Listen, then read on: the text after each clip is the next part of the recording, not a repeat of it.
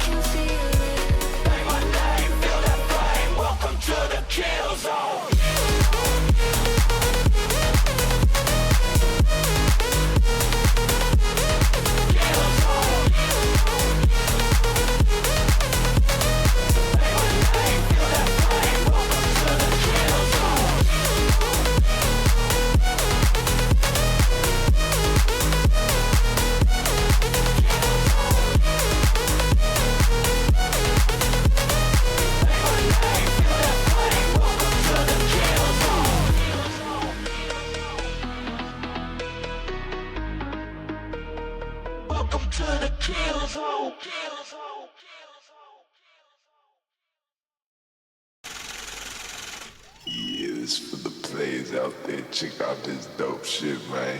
Players never down, we getting paid. Another day, another dollar living in the bay. Hustling for my baby, trying to play in my escape. I ain't staying in the matrix where they trying to get my papers. Players never down, we getting paid. Another day, another dollar living in the bay. Hustling for my baby, trying to play in my escape. I ain't staying in the matrix where they trying to get my papers.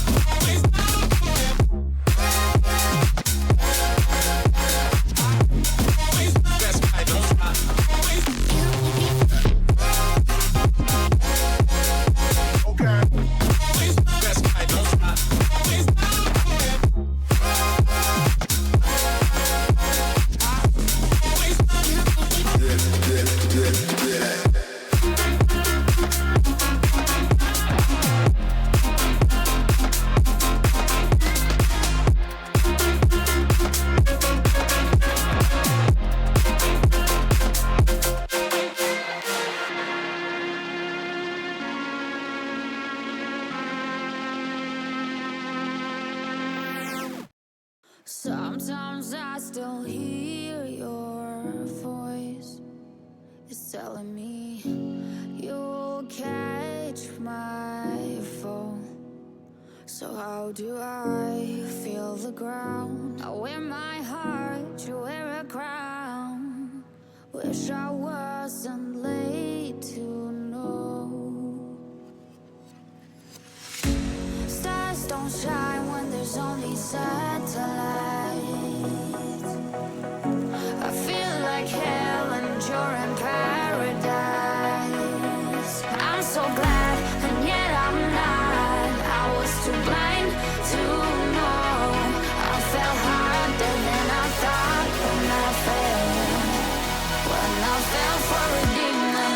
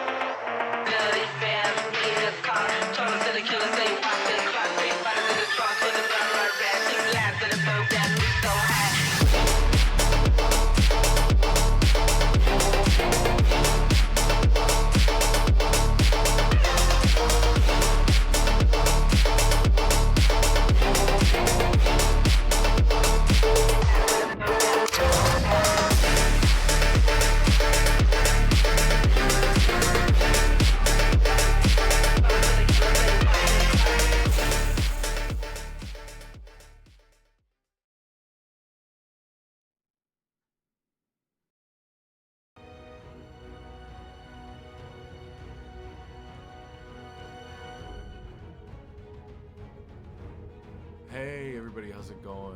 It's Lich. It's been a minute. Today we are going to be doing the final couple matches for the Side 7 tournament. We didn't expect to go on until today, but that ended up happening with the time frame that we had. So it's going to be me casting today. I've been in the background mostly. I've had other casters up in the front these last couple runs, but today I'm joined by Tyrannism. What's up, guys? And we're going to be taking a look at the last couple games here. Opening up, it's going to be Serenity versus 3 AM, and then the winner is going to go on and face Gooks. Is that how that's pronounced? The heavy Goots, yeah. Goots. Okay, so it's going to be really interesting to see the outcome of this match. I'm really looking forward to it. Real quick, I'm just going to show off the bracket. It's really not that much. So from there, we're going to move on quickly to the map bands, because those have been on the way for a little bit.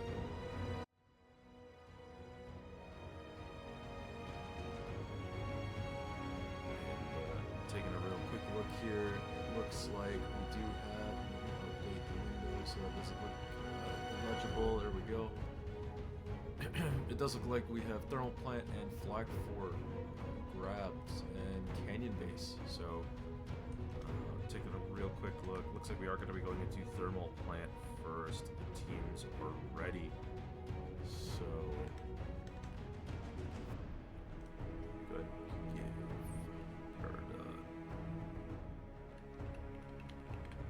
Yeah, and for those of you that are confused, because the last match yesterday we saw Aim Trainers Anonymous go up against Team Serenity, and they actually won that 2-0, and we said our goodbyes to Team Serenity, but there were some scheduling issues on the side of Aim Trainers, and they were not able to complete their roster for today, so I think they just gave Serenity another chance. So Serenity moving on to officially top 3, but that's why they're back again today, even though we weren't initially expecting to see them.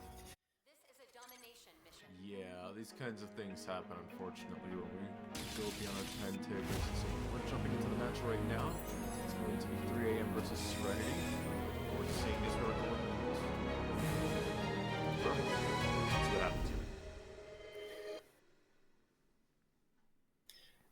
Classic Thermal, favorite map for a lot of teams this tournament. We've seen it quite a bit, and you know, heavily favors, especially those A and C points. Really like those close range melee suits. So I'm expecting Maki to be on the melee, probably on Barb, and of course on the other side on Serenity we have J-Kit, who's gonna probably lock in his signature Z2M.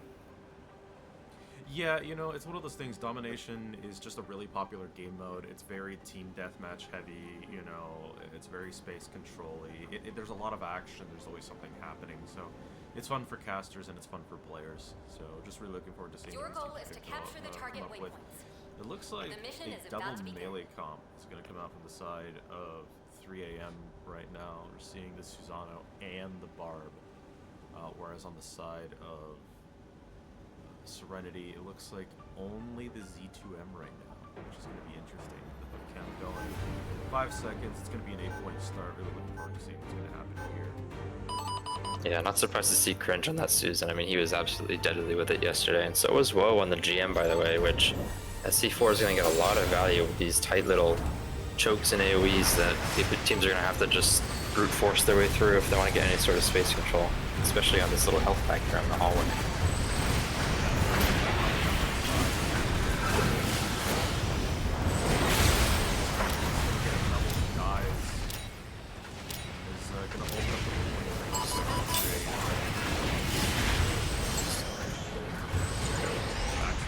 There we go. The cringe. Susan already taking effect here. Finds a huge opening 2-pick, and that's going to be immediate point control. And already looking kind of tough for Serenity. I mean, 3M's postured super aggressively here. They're not really going to want to let him get out of their spawn building here. So let's see what Serenity can do to try to force a break. They are trying to go for something tiny, small songs aren't that way to get in.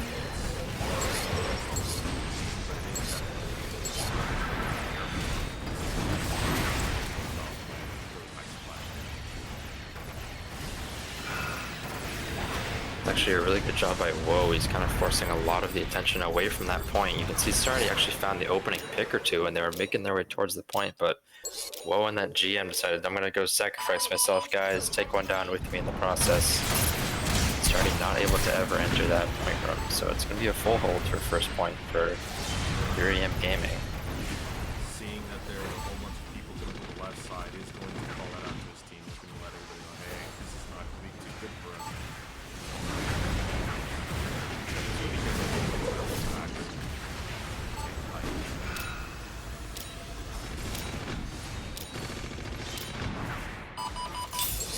Out of an attack on the field, and the point is going to get defended. Reborn is going to be sitting there.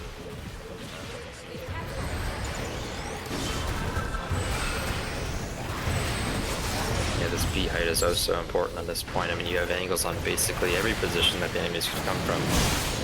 So you're going to see every team basically try to take control of this first before they worry about the objective, except for maybe that Z2R who might try to rat cap a little bit, but saw 4% come out there.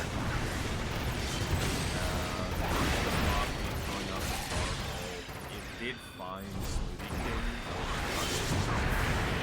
This commodity, so it wasn't going to find it.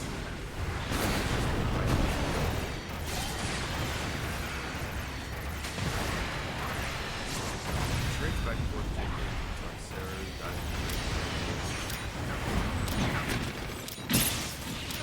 remaining. A little bit of a To objective C. brawl here happening. Working over. Push from height coming up inside of 3M. This is the correct way to approach this. Not just try to get through. This line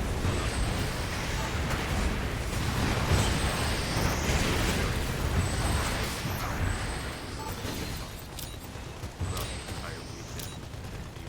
Massive play from these Yeah, guys. but Susan all comes in. I mean, just finds 3, and it's just so tough. But look on the side of Serenity, we have 6 ults ready to go. I mean, on the other side, all we have is Punch and Sazabi to counter it. So, really looking at Serenity to pop a few ults here to get that point cap. I mean, they only have 5% before the game is over, so gotta use something now.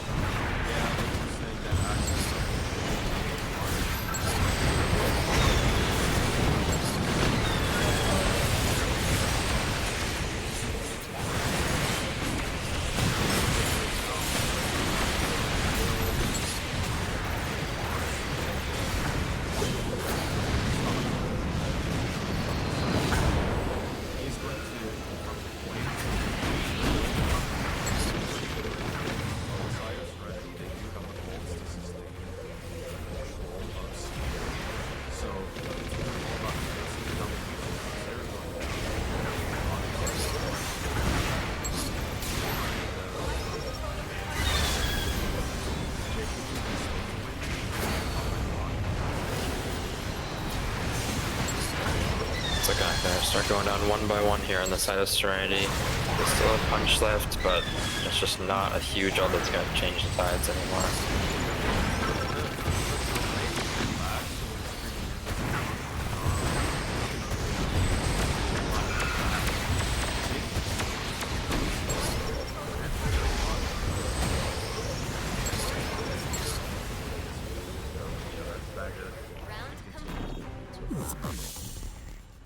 For 3 a.m. Yeah, it was just too much early momentum for 3 a.m. Like, even if Serenity takes the point by the end there with 6 ults, like, they still have to win 4 fights in a row before they can actually claw their way back in the game. So it's just a matter of time sort of by the end. I mean, that barbell ended up coming in and being really clutch on the side of 3 a.m., but you have to imagine they win that round eventually anyway. Yeah, well, you know, it's one of those things where they had the setup and they had the. Oop. I cannot Disconnect pause. here. Yeah, I can't pause the game until they load in. So.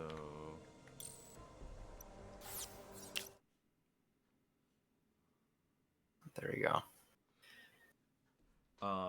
Anyway, like I was saying, the you know, Serenity had a really good attempt there at control, and I really think it came down to positioning and aggression because they had the positional advantage, they had the man advantage, and then they got to pick on Xeru. I think if they had pressured really early on after that, I think if as soon as they got that pick, they had done a lot of multi-angle pressure coming from, you know, not just main, but height with Zaro, and then underneath, you know, maybe with Z2M or one of their faster units. I definitely think they had the opportunity there to continue to have pressure and apply a lot of space control onto 3AM. But it just goes to show that that advantage, you know, it's there. Those opportunities are there. You just have to take them and be in the right position to do so. Because if you don't, then the window's gonna close, and you're gonna lose a lot of opportunity.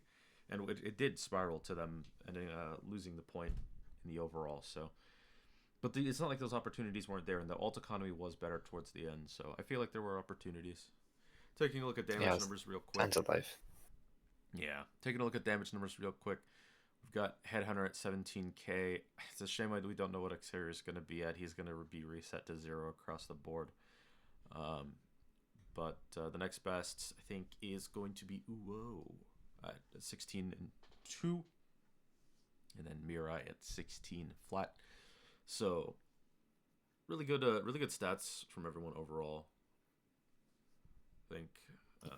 Yeah, and on the side of Serenity, I mean, a couple people are keeping up, right? You have Zaro on 15k, 9 and 2 on that Ashe, doing a good job of staying alive. Grimwood also at almost 14k on that Z2R. So, you know, a couple of those players are keeping up with some of these Japanese legends. But, whoa, man, I mean, that GM, he is deadly with that. We've seen him get top damage a couple times yesterday, which this is not a suit that you expect to see a bunch of golds on, except for maybe repairs. But look, he's I don't know. Okay. He's just the GOAT. Best like, I don't Jin know. to ever touch the game, bar none. All right, that is just how Uo is.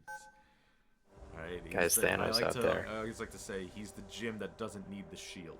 All right, he's the one player who I will look at and go, yeah, he's not throwing on that character. He's gonna destroy your whole team, and it's gonna suck. So that is Mr. Jim.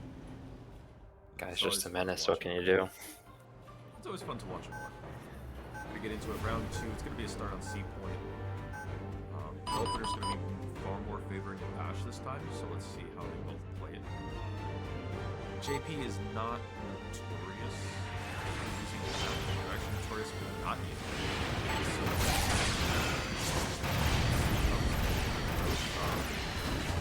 the pressure is there, the space is there, but it's just not. Yeah, and you can see they're trying to switch something up here. We're running the Camphor on Smoothie King instead of that Saz, and Vaxel's going to be on the Gun Tank rather than Dom Trooper. So, you know, it looks like it's panning out sort of the same way that it started last round, but at least they're, you know, they know that they have to change something up.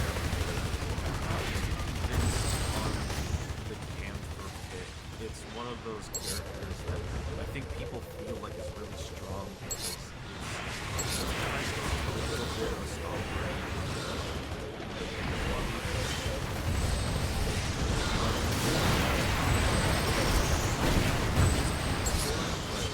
I don't think it's replacing the solid.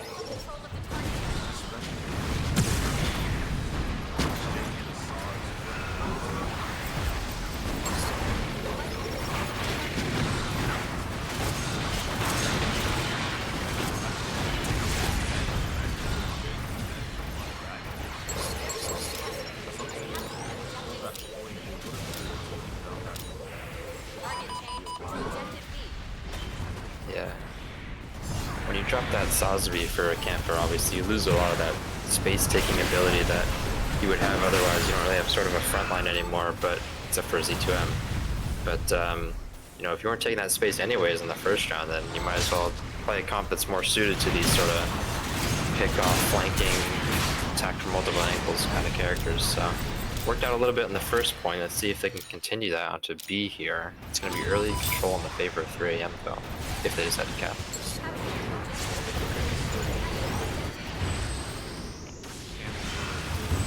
A lot of people want to play him a massive punch by that. One punch is a punch.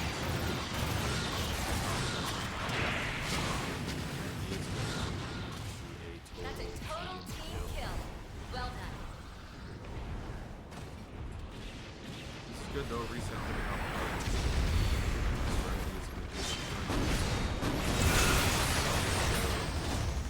And again, they're coming up on 6 ults here. I mean, you gotta think we cycle these a little bit more effectively. We don't just want to be holding onto all these ultimates for so long. Like, those are your, especially when you're trying to retake a point and recontest, that's your condition for winning these team fights. So you gotta coordinate which ones you're gonna pop and go. It can be really difficult sometimes though, especially if you don't have enough space to display some of the pressures. You just know when to last. Hey, I need to punch this. Hey.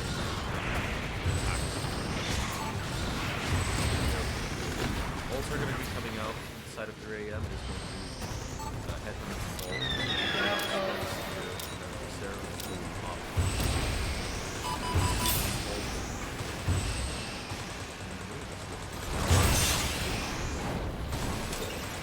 Yeah, unfortunately Moon popped his ult when 4 of his teammates were dead. I think it was a little bit of an unfortunate timing. I think basically right as he pressed Q, a couple of his teammates went down, so he's gonna find a couple kills with Hades, but not enough to retake this point. At the same But time, that's still not over yet. Guys from Chris pops the ult on the Swedes, and at the same time that Barb pops the ult and counterattacks with Reborn. Not there's certainly an opportunity to take 8% left. Yeah, you're gonna rely on Grimp here to contest for as long as he can. He's gonna have to smoke to get in. Could actually find upstairs.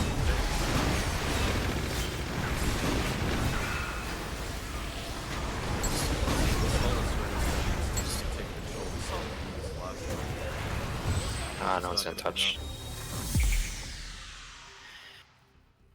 Okay, I mean, a little bit better there from the side of Team Serenity. That second round, it still ended up being a comfortable victory for 3 AM, but it doesn't look completely hopeless. I think you just fix a couple of things, maybe cycle your ults a little bit better, maybe work on taking that space control a little bit more, showing some aggression, showing a little bit of initiation maybe in these team fights, and I think they have a chance, but not when Headhunter's shooting like this, and Noah is putting up crazy damage numbers on that GM as always. I mean,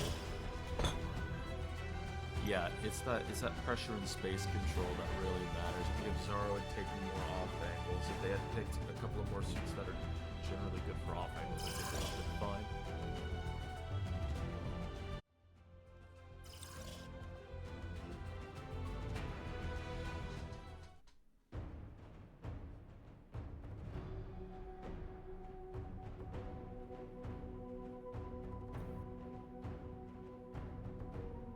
Getting ready for the second map here. We're going to be going to Flag Fort, everybody's favorite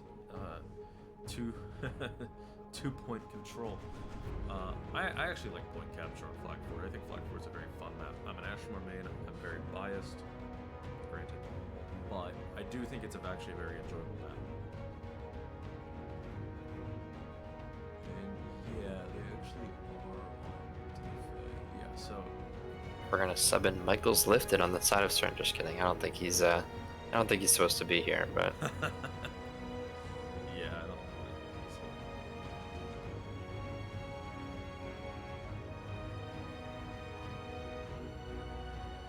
but he's ready to go.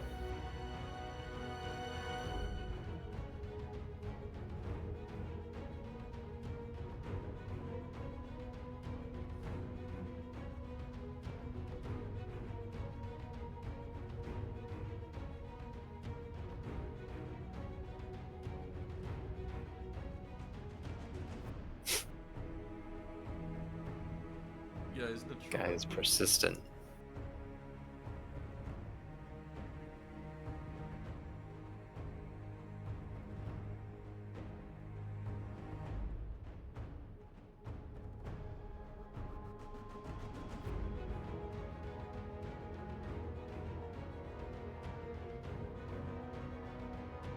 Looks like they might be subbing someone out on the side of 3AM. Okay, Yeah, it's there gonna we be go. Nether Gundam coming in for Aksaru. Yeah. Okay. And Johnny Fire coming in for Serenity here. I'm not sure who he replaced. J-Kid looks like.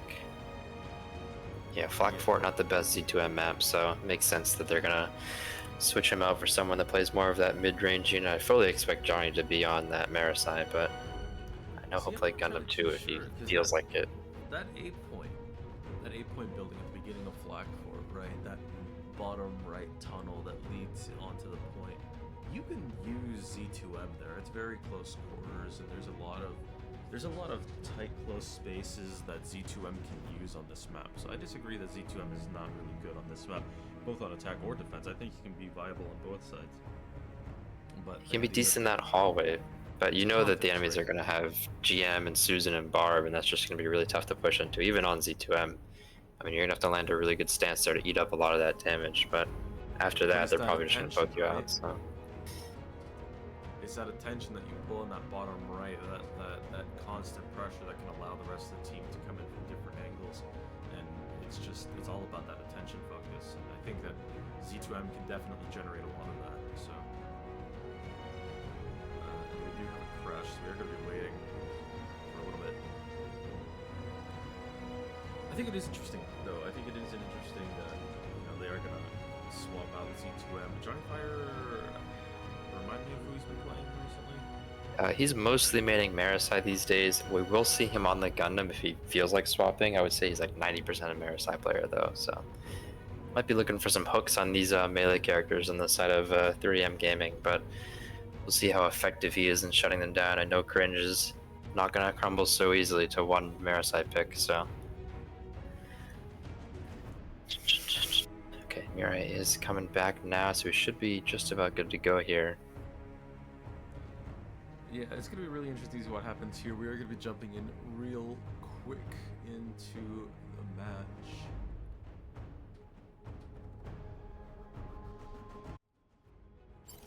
Let's get This is into a it. point capture mission. I think I need to switch these around.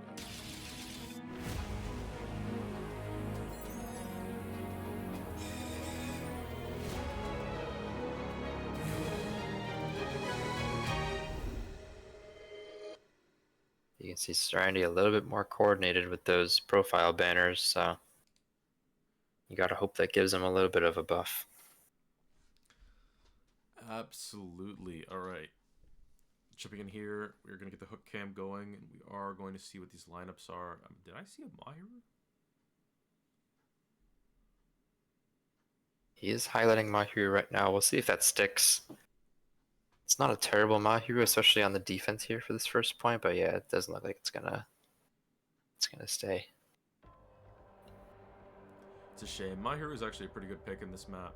All Your goal those is to capture both target walls and locations. off angles The mission is about definitely to begin. lead to really good placements for those mines, and you can absolutely abuse that on this map, especially with the verticality on starting on defense. Very useful, but not to be. Moon, of course, turn A. This is a very good map for turn A. It's a very good map for Ash. It's a very good map for. It's a very good map for Jim too. I'm not too convinced of the Zeta, but especially for second point, I could see it happening. I'm just not Right, entirely second sure point, for first point. yeah. Second point Zeta should get a lot of value, but we'll see if maybe they choose to hold outside of here. I know they did that yesterday. Most teams elect to hold inside this building on the height, but Headhunter's team actually held outside here yesterday, so let's see if the Ash and the Zeta are more comfortable out here flying. They're holding it for the first few seconds. Let's see if they back up or if they really try to contest this. Very aggressive on his Yeah, nobody else actually ended up going on that bridge, so Headhunter takes it for free, says, thanks guys, I'll just shoot you from the high ground. theory generally as goes is your respawn for the defender is so long and so far that you do not want to get caught out and picked at all in this opener. So you hold the building because it's the most effective part of this first break point. And with everybody in there, it's extremely difficult to take because the angles to take or to approach into the building are extremely limited.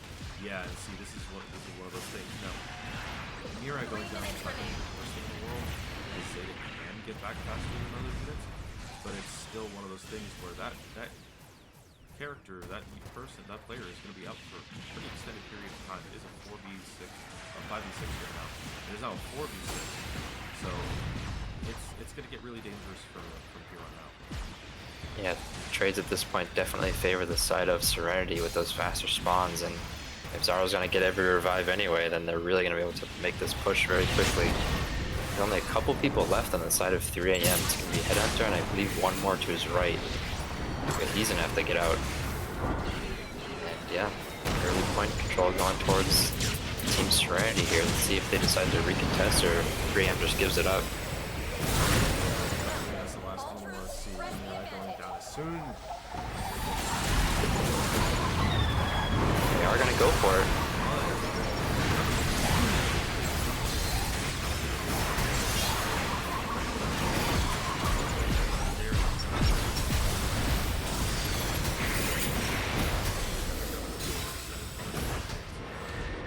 Resetting to this very famous hill here on Blood. Duo's minds are up. Saracens fail up the Zaro's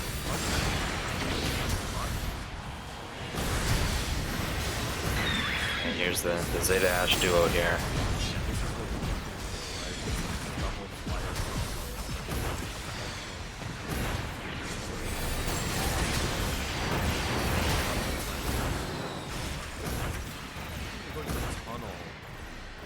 Not a normal push that a lot of teams use, but it's extremely effective when it's done. Punch whenever Zaro is going to find one space out. Oh, Monkey gets cancelled. I think this works. They just need to get more aggressive.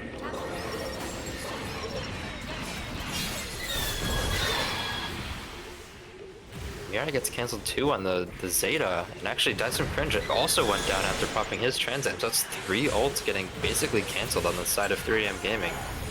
Butterfly also coming out here. Butterfly, I think A little early.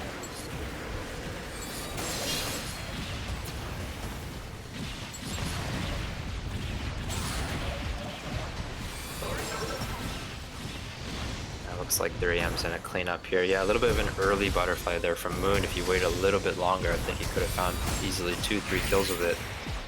And then it really would have been an issue for 3AM to recontest that point, but they're able to do so with about half progress left, so still a couple ults remaining on the side of Serenity and on 3AM, but that Nimbus and Salzo Big Tins are going to pop it now.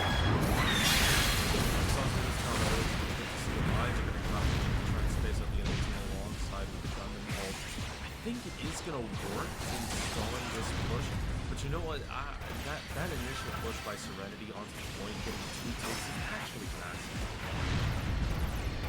Yeah, I think 3M was like taken a little bit off guard by their approach to taking that point. You saw them go through the tunnels and 3M just kind of backed up and didn't really know how to test that from there, so a little bit of creativity coming up from Serenity, which is what you want to see. Especially when you're considered the underdogs in a matchup like this. You want to find new ways and try to change the game a little bit.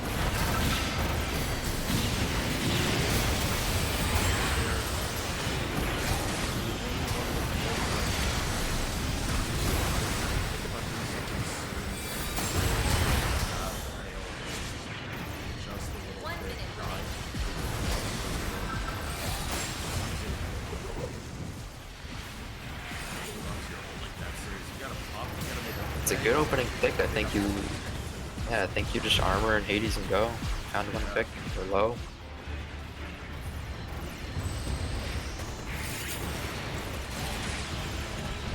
It's not gonna do it though, and a couple of his teammates go down. They do find a couple trades in return, but there's only 4 of them left at this point.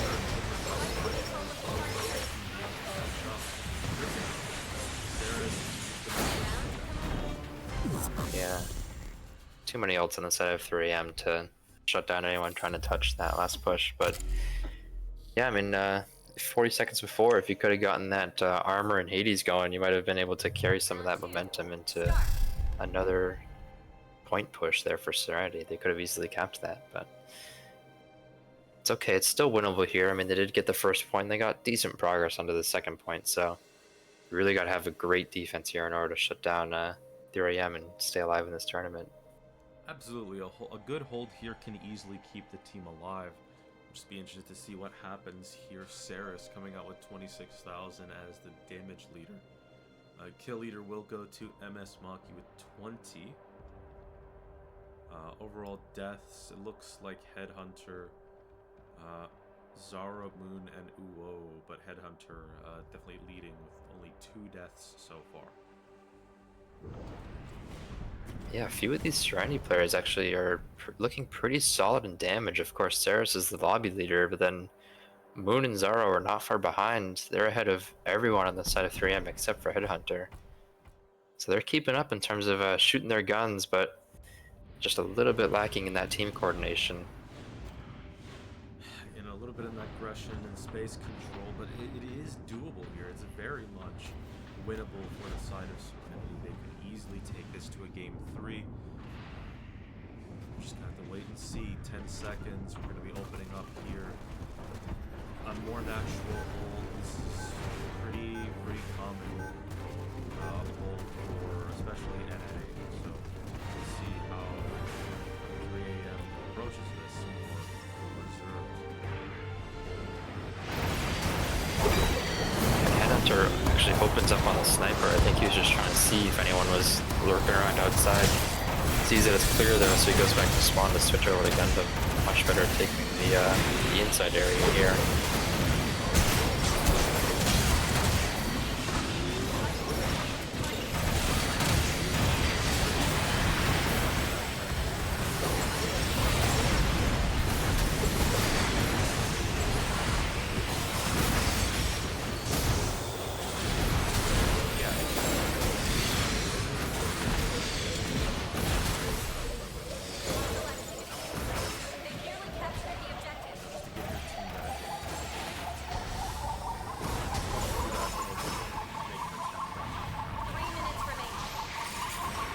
And I really like what 3AM's doing here. I mean, once they've established point control and they know that Serenity's backing up, they just send 4 players forward to take this control of the choke immediately before Serenity can regroup. And I mean, look at this, they're holding it well, and so the rest of their team's going to catch up with them, and it's going to be early height control here for 3AM Gaming. So really good aggression, as we talked about last year, and that's what we wanted to see from Serenity. And 3AM showing us why it can be so effective.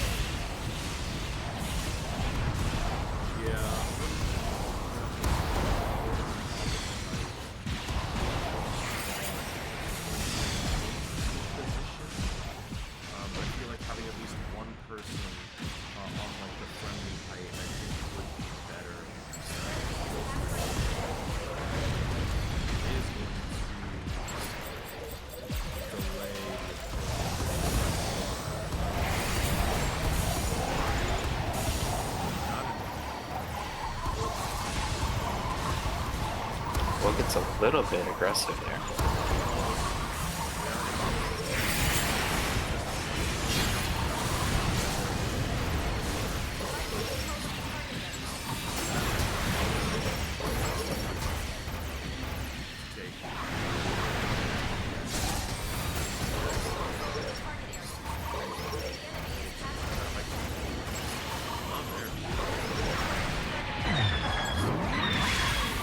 Still gonna commit ults, they're not done yet.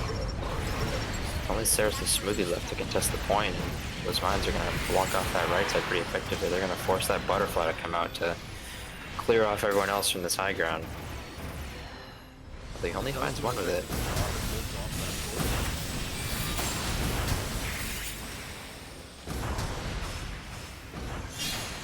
Still not over yet. Cringe coming in. He's gonna clean up a couple of these low health players here, and he's gonna have backup soon.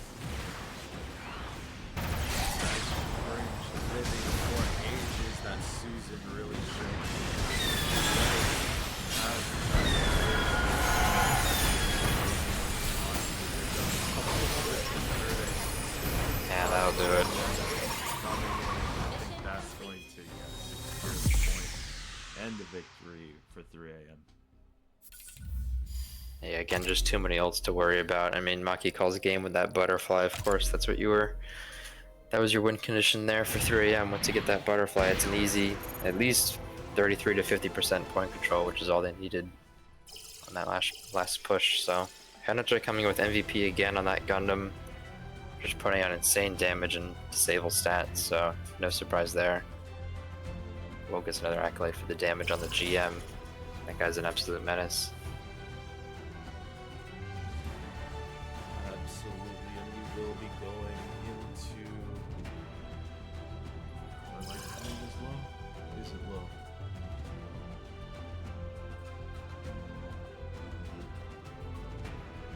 Is it? Okay. Try moving it so it's a little bit closer to my face. But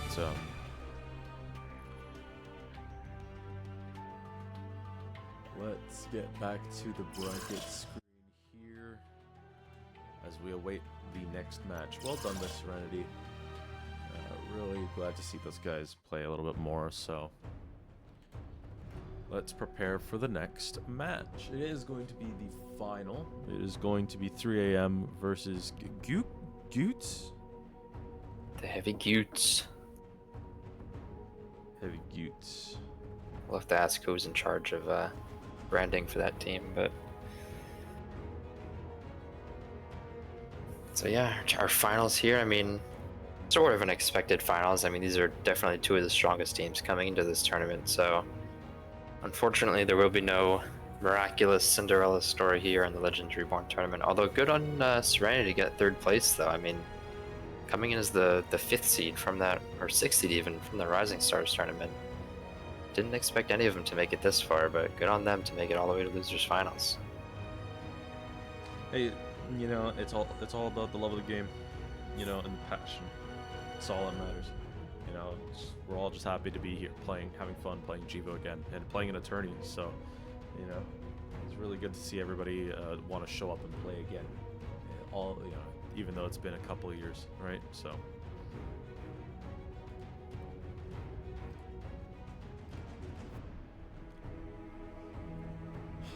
Well, as we wait in on the next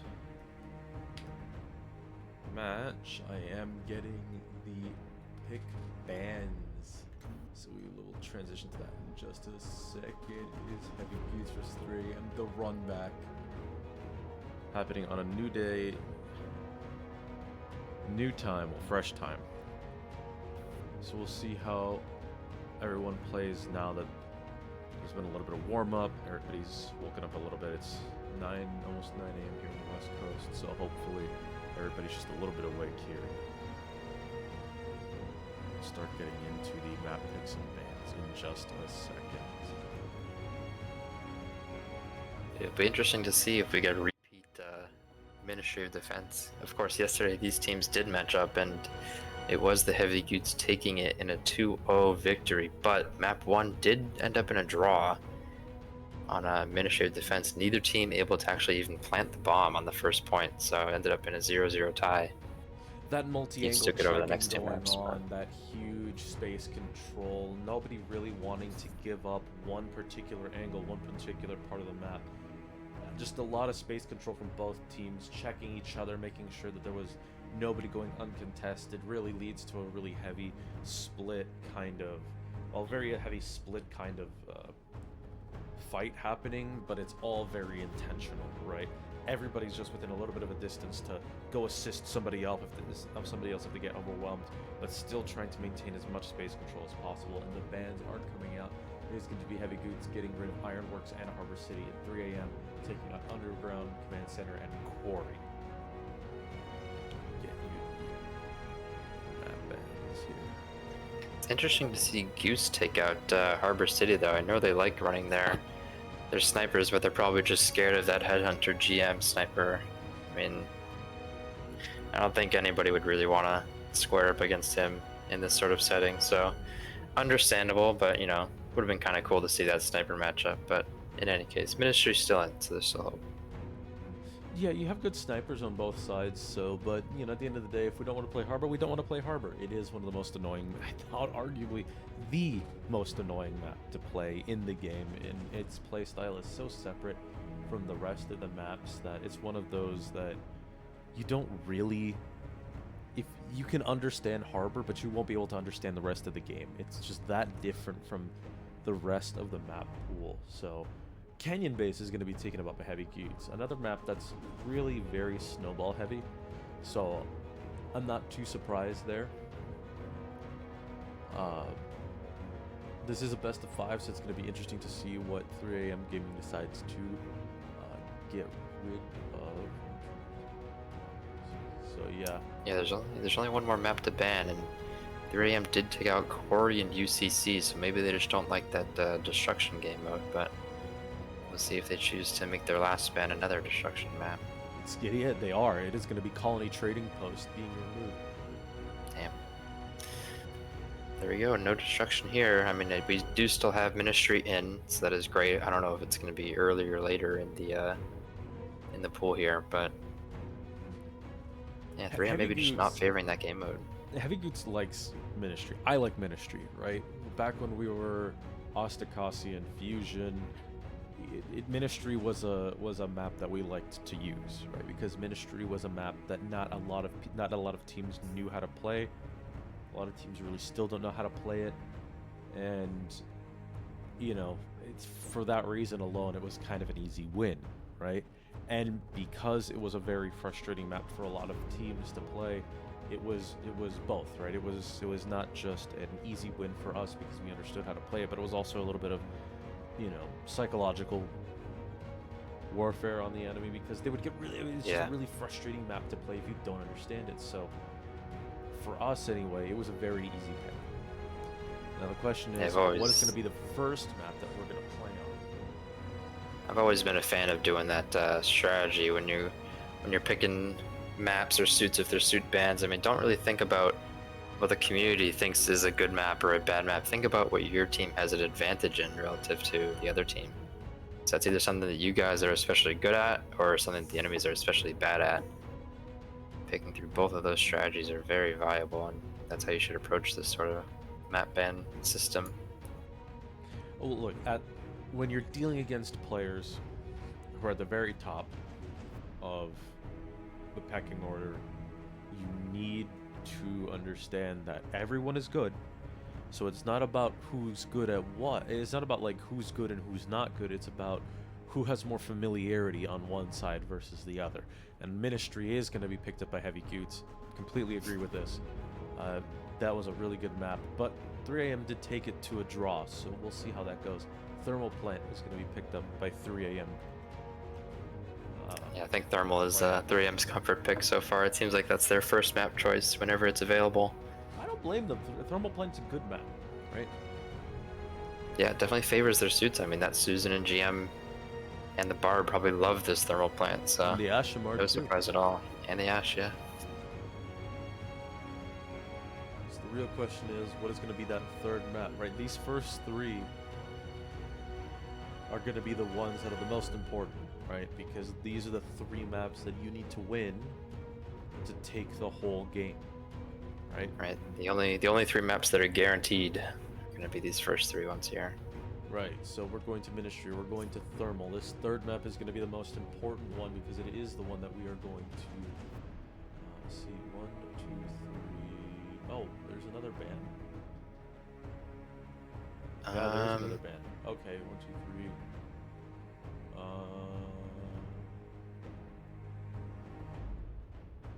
Maybe we didn't adjust the format because now it's looking like there's only 3 maps left, but Well, no, best of 5. This makes sense.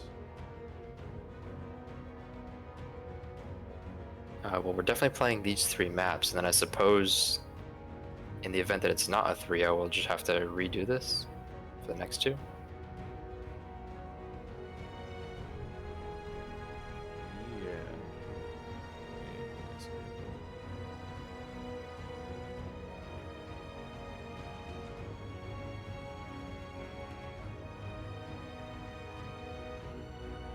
It's best of 5. So 1, 2, 3. That makes sense. My guess is they just didn't change the settings on this map ban thing to change the series score. So the website is still treating it as a best of 3, but I think it should be easy enough to sort of manually correct. It's been a minute since I've since I've used this program, so. Yeah, those are the only maps. Should be easy enough. We can just do like the last 2 maps that were banned are actually the maps 4 and 5. And then whoever's pick it would be, we just I think choose we actually which have. one.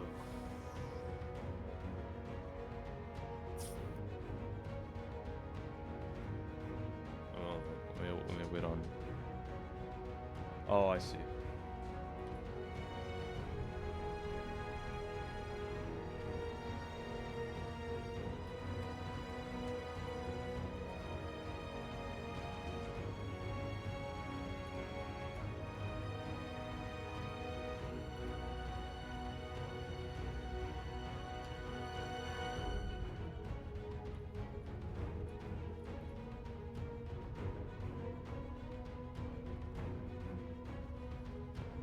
Well, while we wait on production to let me know what the full list is, Ministry is going to be on attack for heavy utes.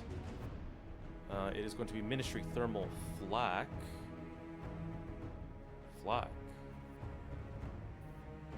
LCF R&D? Really? Really? Okay. So it is going to be Ministry Defense, Thermal. We're going to be going to Thermal Plant, but it is going to be Flak Fort for the 3rd map, Large Conveyance Facility for the 4th, and if we end up going to the 5th, the final one will be R&D. Okay. That's a nice mixy map 5 if we get to that point. Yeah, so just again, just so that everybody knows,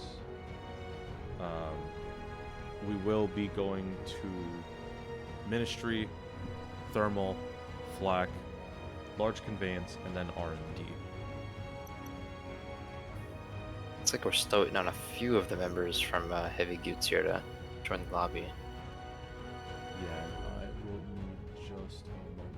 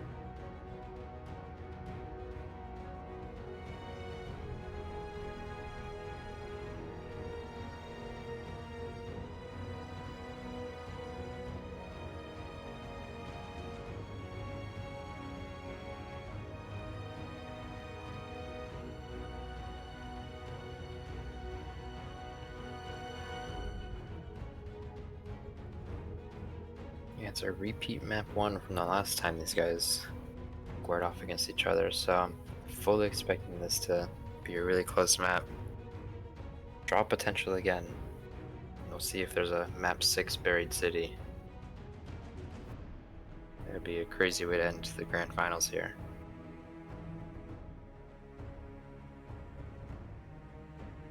Looks like a couple members from the Heavy Goots are starting to slowly roll in here.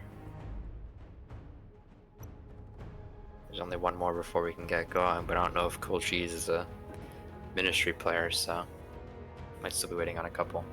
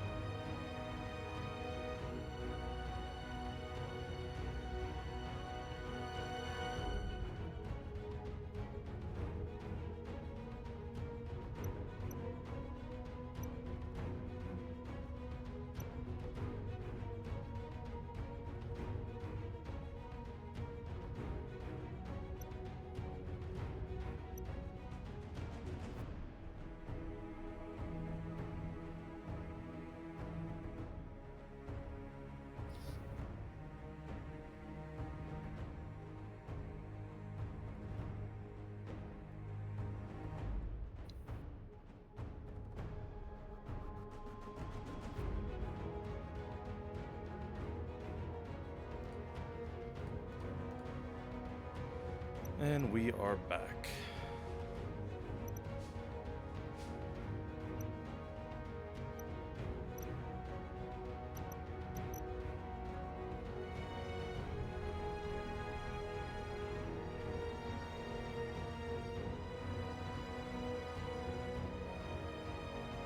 Looks like everyone's ready to go here. We just need to switch to ministry. There it is. I think we're going to be loading in here any second now.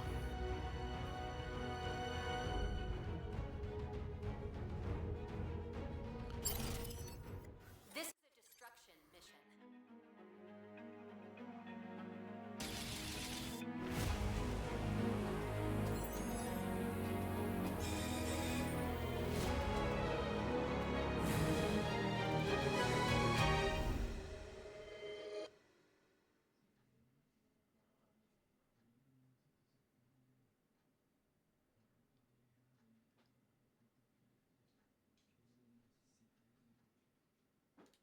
Okay, and let me get the teams all sorted out.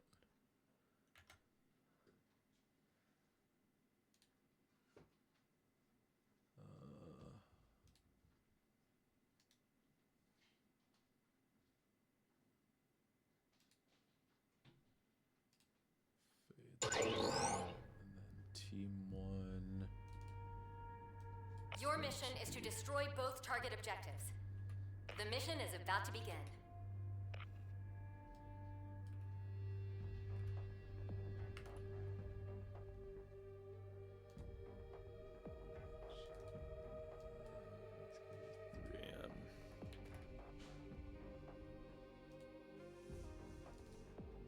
Score 0. Alright, we are reset here. 28 seconds on the clock. Let's see what happens here. Yeah, a couple of picks here that are not surprising at all. Headhunter going to be on that Dynamis. So no surprise the Red Protocol loving that Zeta Gundam on this map. Obviously it's a really good flyer map in general, so Red on that Zeta is super comfortable. We did see Kulshi's highlighting the Dynamis mirror for a little bit, but it looks like he's on Gundam now. They might elect to just not run a sniper until they get a plant down. Yeah, we'll see. The opener coming up here from Heavy G is going to be an interesting one. Jet's going to be trying to find that height on the left side. Generally the area you want to be trying to control as you approach. Sending one over to the waypoint to try and capture. Very, very good. The pressure is going to be coming out very slowly by Heavy G, but very methodical. Yeah, a couple players on this left side here. They end up finding a couple of these kills. Monkey ends up also going down, but looks like 3M's going to be able to clean up both sides pretty effectively here. Heavy Geats do take this waypoint, so they do have fast spawns, but the defensive spawn is also pretty close to this map, and that's what ends up being a lot of the reason for this sort of mix fest, straggle fest that ends up happening that we saw last time. That Protocol getting found by Headhunter. That long-range duel is definitely not going to be favoring the Zeta too well. Boone is going to be finding Maki. That is going to be a barb advantage for the side of Heavy G. Nether Gundam getting heavily pressured now by Barb. Headhunter already with ultimate is going to be popping it and is going to find Graphite here. And take him down again. Nice body block.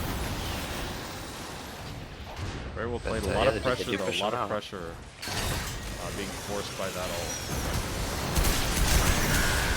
Oh, Boone He is able to gonna get get this planted. plant off. That's actually huge. That's more than we saw at any point in the last time we saw these two teams play, so Yeah, it's going to be all about how long we can hold.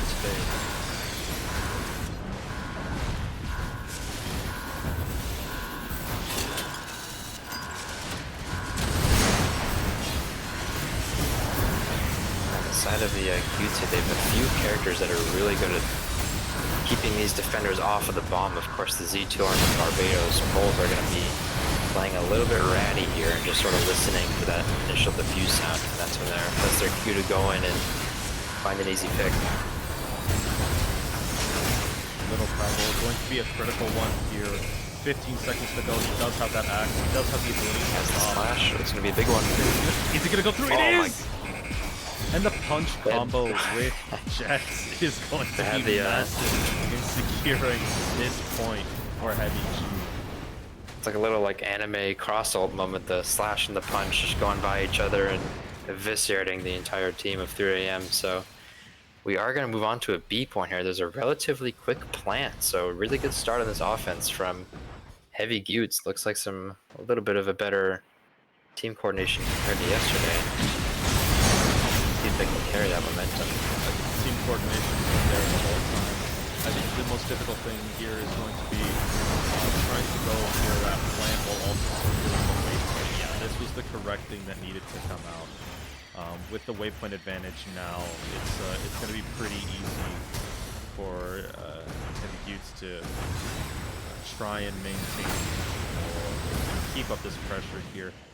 3AM is going to have to send the Ashamar if they still have it, if they do, but they're going to have to send somebody out to go and attempt to recapture this waypoint. Very difficult to recapture this waypoint.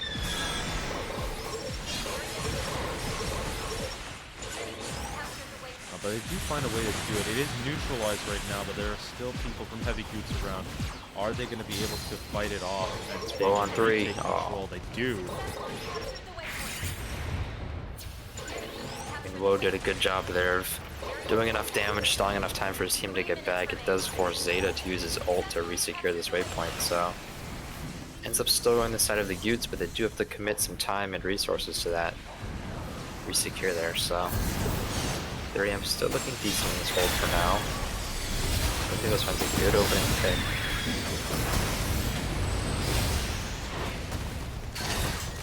Trades back and forth. Constantly going all from Cool Cheese. Is potentially going to secure. It doesn't secure a plant. Actually, I think it does. I think it does secure a plant for the team too. Just enough time to get a secured plant in and to give him just a compliment a second to set up for the inevitable from 3AM. And I mean, that plan was all thanks to Boondiggles there. I mean, he found 4 kills, including a slash on that Hades on the side of, I think it was Mirai that popped it, but... Yeah, really good hit from Maki. What are we doing? A punch comes out from Jets. He's going to find Nether Gundam taking out the Saws. Is going to be really important there. Dies from Fringe. He's going to be looking for a couple picks. He is going to get crossfired by Cool Cheese, and Juicy is going to go down here. Then the stagger is just a little too great, I think. 3 AM. You have 6 seconds though. That is their Gundam ultimate. So they do have potential. But yeah, that pale ult just screening them off is going to be enough. Even if they did end up getting a touch on the bomb, I don't think there's any way that they get a defuse off with a Zeusy Hades just staring you down. So it was a good effort on the defense there from 3AM on that, especially on that second point. 1 minute 24 seconds left on the clock for the side of Heavy Goots, but we know this map can be super defensive sided, so we'll see if 3AM is able to retaliate. Taking a look at the stats here, I mean, looks like Jets and Zeusy are top damage by far, 23 and 20k. Cool Cheese is actually keeping up with them a little bit. The Pebble's a little bit behind on that Z2R, but that's okay because he's mostly playing that, again, that sort of ratty, hidey little role there to keep people off bombs. And of course, Boone, don't expect him to have high damage, although 8k on Barb is actually surprisingly high for this point. He's doing better than Nether Gundam and Maki in that regard, so he's putting out a lot of work on that character. Those 11 kills, though, are doing a lot of work for Boone right now, but you know,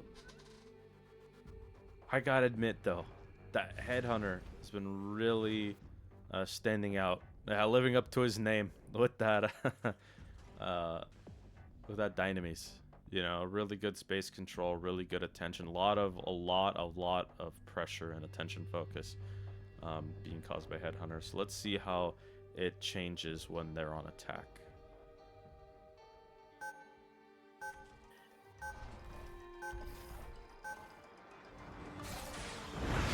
It's looking like they will not elect to run a Dynamizer sniper just yet. We do see Maki on the Z2R. We're gonna try to mirror that Pebble. So we'll see if he does an equally good job at stopping those diffuses coming in, if we can get a plant off those. So what's really interesting is we have that same kind of approach coming from however, the timing is way different. The space control that they took for this approach is way faster than what Heavy Goots was able to pull off. They were far more efficient with their time. The problem is you do have A point. A point is extremely difficult to defend and to attack. So we'll see how Heavy Goots is able to retake this. Securing that attack is going to be really difficult. That sniper position, especially on this left side, is going to be really scary. Yeah, you can tell the second they got that A plant down, Headhunter switched over to the sniper. Just knowing how deadly it is on this A site, you have complete sightline over the entire bomb. The only way you're going to be able to get a defuse is either to flush them out, as they're doing now, or to hopefully get a Saz or Hyperion to bubble them, which they do not have. So really the only option is to get them out of the picture before they get that defuse up, which they're not able to. The bomb is controlled fully to the side. 3 a.m. Very good control. Very, very good setup though. Heavy Goots is going to be very fast. The waypoint does go into the favor of 3 a.m. We'll see how this approach from underneath.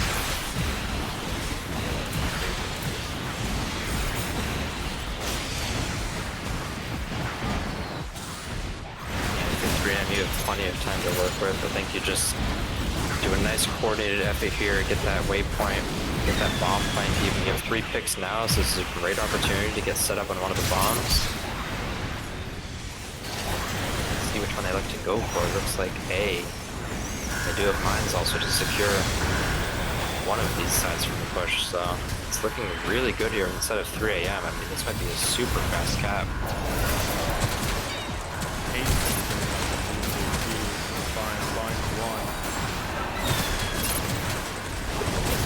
Finds 2. Just a punch. Create just a long enough advantage for them to be able to reset the bomb.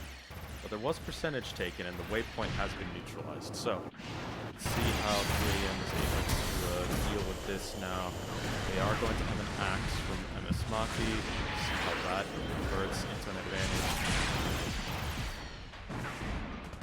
They did have to use a few ults on that retake, but the good news is 3 a.m. also popped a couple of their own in defense, so the ult economy isn't looking too bad on the side of Heavy Goots here. They do lose waypoint, but still it's looking like it's still fightable now. Cool Cheese does go down early, but still got 5, so you can easily hold off this plant if you choose to do so, but they actually lose control of the A site. There's going to be another plant on the side of 3 a.m. and they're finding kills to go along with it. That's base control from 3 a.m. Splitting them up long enough to get the plant off. He's going to take an advantage. Boone is going to find 1, finds 2. Cool Cheese finds Mirai. All of a sudden, it's not looking too hot. MS Maki is going to axe Graphite Eater, but it's not through. Whoa, doesn't have the timing, unfortunately, to cancel this defuse.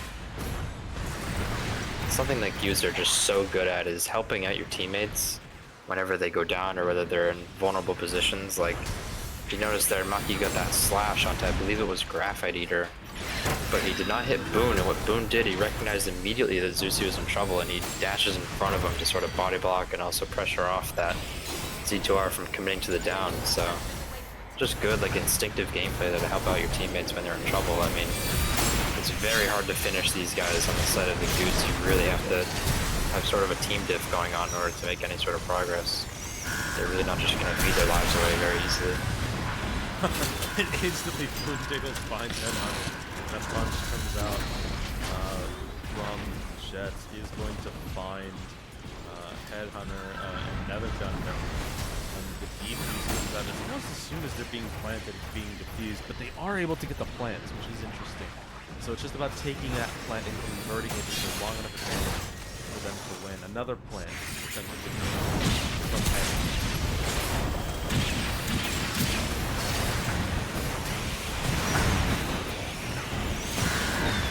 3M's getting the plants down on his A site, but haven't found it yet.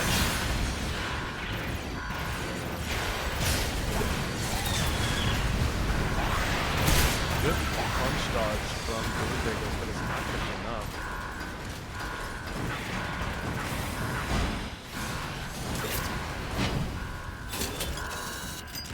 So it's going to be another diffuse coming out thanks to Raptor Eater's Hades, and they did use actually a lot of licks that fight. We saw the Gundam ult also come in.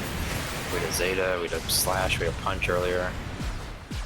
So really it's only going to be this Barb coming up on his ult. He's only at 75% though, so... Inside of 3M, we have Saz, we have GM coming up on a couple of these ults from Susan and Z2R as well. I think we just gotta... There's also only 40 seconds left, right? So we kind of just gotta group up, get a couple picks with these ults and go. The ult Not much else of a choice. 3AM though is going to be interesting. They do have advantage here. See how they can convert that over. He stops the like marble.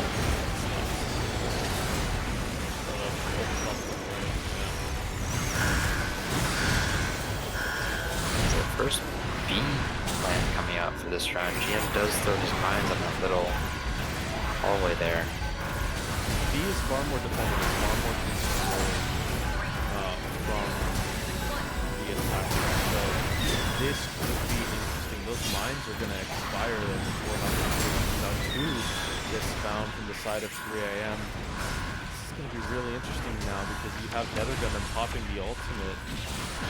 The amount of pressure and stagger, I think, might actually be a little too much for heavy dudes here because they do need to find ults. No one is near close enough. And Headhunter and Dyson Fish still have the ultimate, but they're going to start making plays soon. Speaking of which, there it is. Oh, Gunamo comes in. It does go through the wall! C4! Through the wall is going to find 3. It's going to secure the round for 3 AM. I mean, we call this guy Thanos on GM for a reason. It seems like he's just snapping people out of existence. I didn't even see that C4. I didn't even see the fire come out from it. I was like, wow, are these people taking so much damage? It's a very specific position, and I'll show you. It's a very specific position. So... this wall is mirrored on the opposite side here, right here. So you can throw a molly around this specific spot here in the center, where these yellow triangles are pointing, and it will molly through the wall onto the bomb.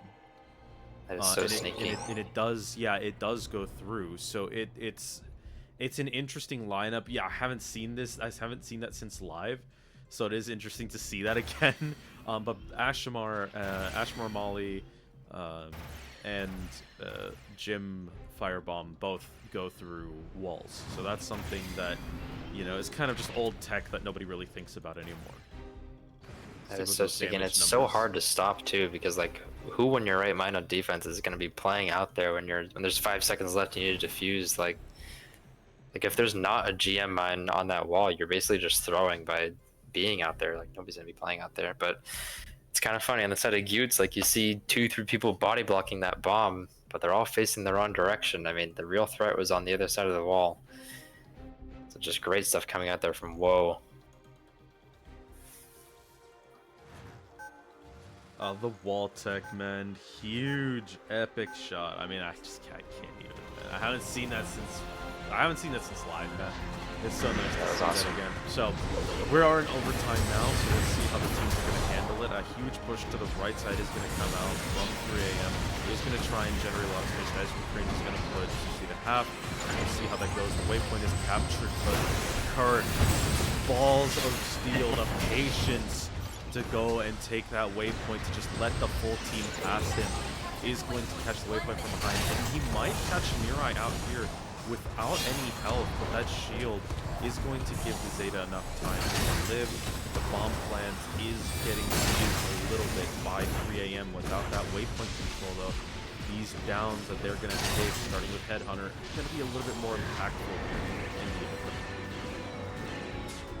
Yeah, that Kirk guy is so annoying, man. He has such an unconventional way of playing the game, but he's very objective focused. I mean, I think a lot of these people get distracted by the fact that you have guns and they want to fight and shoot, but Kirk realizing, like, look, there's bomb plants and there's waypoints, and I'm going to go for this waypoint if I'm not going to contest it, but it's super obnoxious to play against, but it's so effective in gaining his team the upper hand in these fights.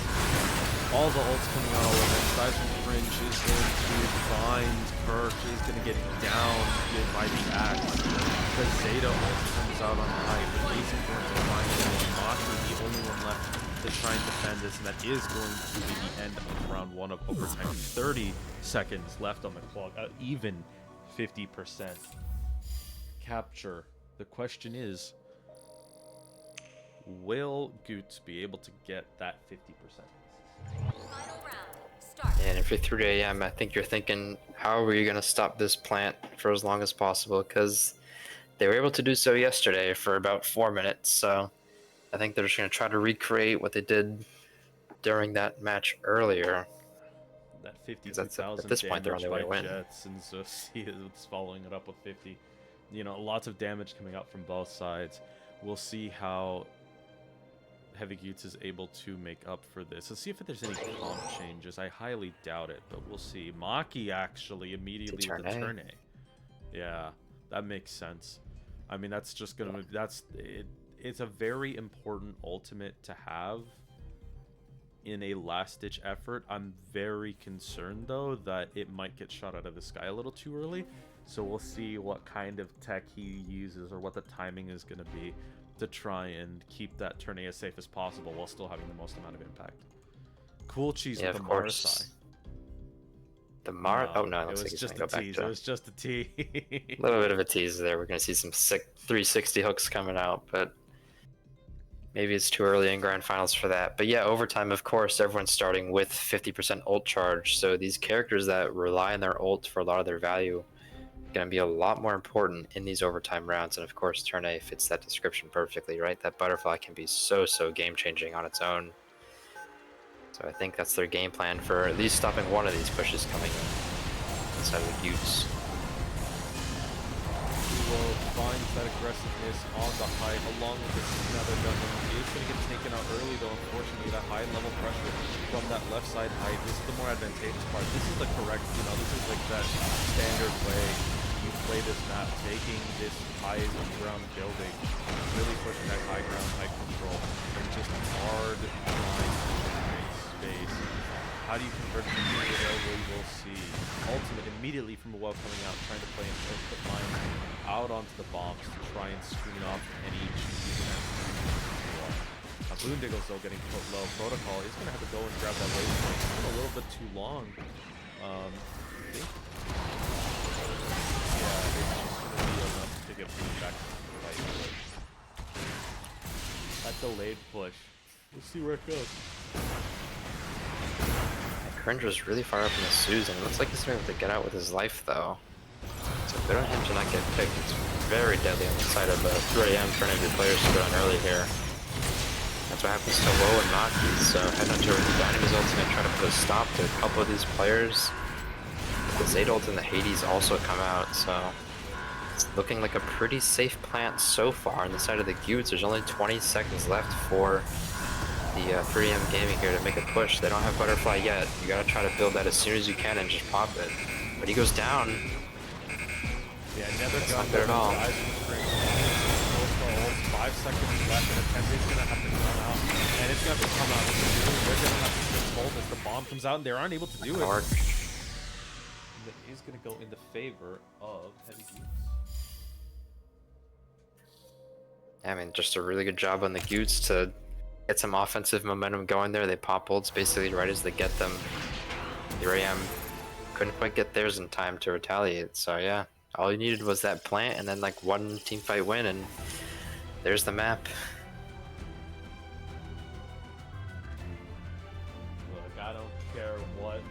MVP screen says Uo is the actual MVP of this match. Oh yeah. Getting that through the wall molly and saving the round for 3 a.m., pushing it into overtime. The only reason it even went to overtime was because Woe busting out the live service tech, catching the whole lobby, including us, off guard. Yeah, Great stuff from What an him. amazing round. Wow, I mean, this round was exceptional, and I think it definitely goes. Just that small twinkles of that live character, love that live intensity that we used to have back then. It's just coming through just a little bit here. So, going back to the map screen, we will be moving on to thermal plant. Let's see what the teams pull out on this one, because I'm going to be really, really excited to see how this comes out.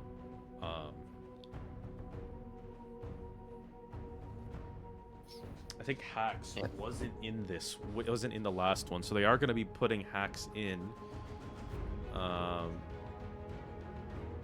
And it looks like they also want Exponent removed as well. Oh, it's a game bug. Okay.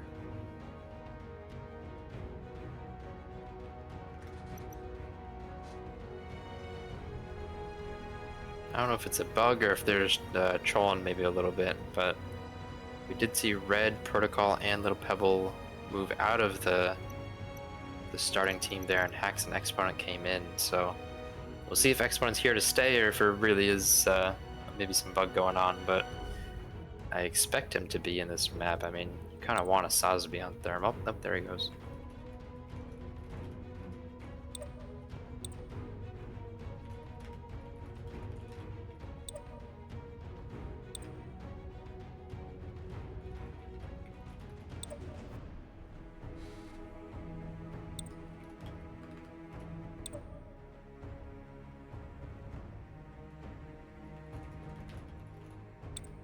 Okay, there we go, yeah. So double substitution coming in from the side of Heavy Goots here, and it looks like 3M's going to stick with their team. We do have to wait on our Room Master to come back, though. I think he got a little bit of a technical difficulty with trying to kick one of the players that was getting that bug.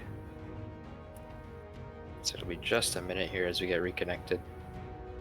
Yeah, I've got room control, so we're perfectly fine here.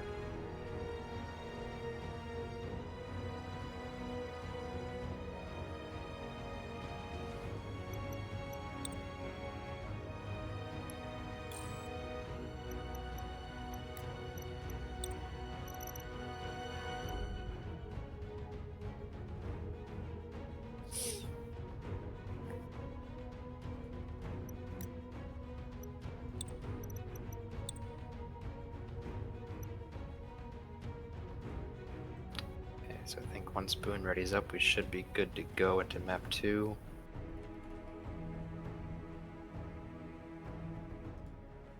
Yeah, we should, and we are ready to jump in.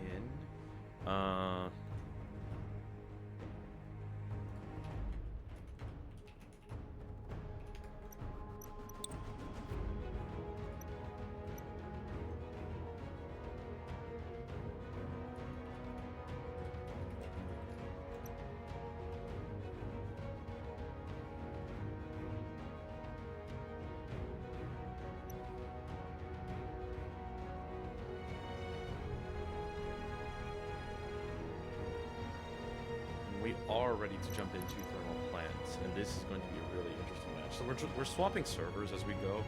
So we play on NA, then we play on Asia, then we play back on NA. This is how we do it in Quake. This is how we do it in a whole bunch of other places. So good. So this game is in Asia, you're saying? Yeah. So for this one, Okay. we should be pinned to the Asia server. Yeah, we're going to repin over to the Asia server just to make sure. So we go back and forth, give one team a ping advantage, give the other team a ping advantage, keeps it fair, you know.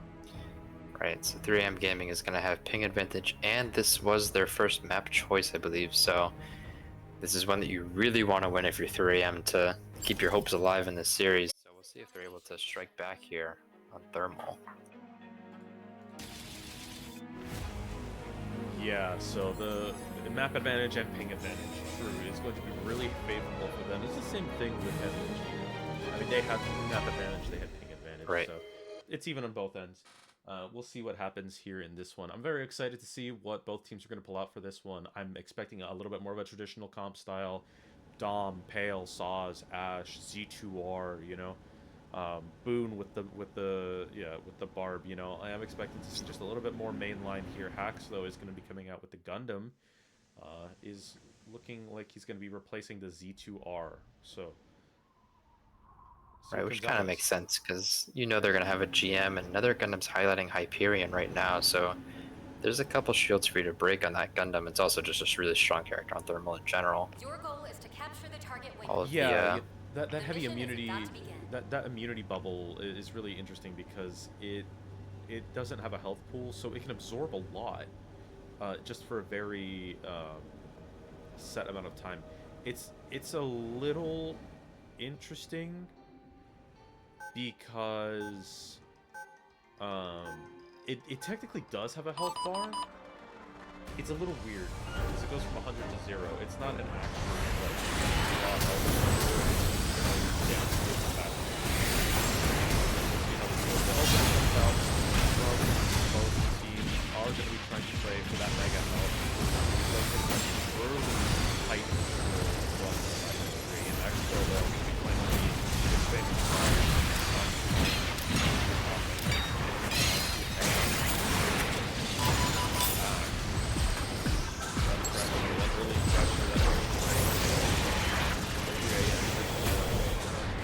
into early extensions, so we'll see how pushing on the right side is going to find three. Looks like they are going to be type here. Clearing 5, that upgrade is going to go out. Total team kill. Flip point immediately. Well done. I mean, that's got to like be up there as far as fastest team kills without using an ultimate, right? That was like 5 seconds ago. Like we saw 6 players from 3 AM go down, so super great coordination coming out from Jutes. Expo finding red.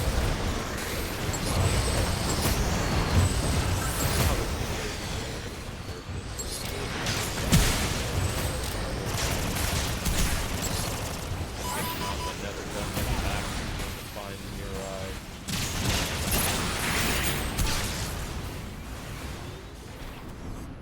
31 to 13%. They are going to be moving over to 8 point. Pick the one side of hockey. Interesting to see how this goes. Early point control.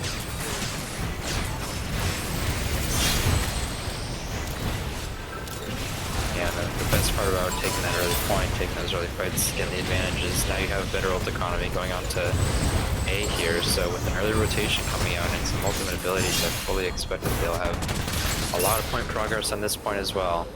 Maki almost finding a single backline, meanwhile Headhunter is going to find Bomb is going to come out inside of 3 AM at the same time.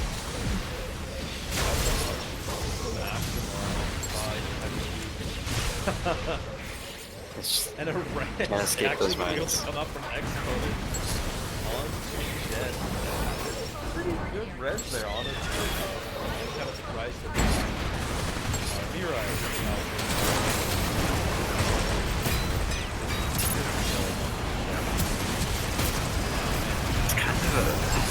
Kind of a late 80s though. There was only like 10-15 seconds left in the point by the time he popped that, and by the time they managed to secure the conversion, they only had like 1 or 2 seconds maybe, so I think I would have rather used that to secure the initial B secure here, but not to. The thing was that it was a stagger of the time, right? So taking out all the people, even though it's on that triggering point, they're trying to hold it, pick 3, and then transfer over to B, giving a man advantage.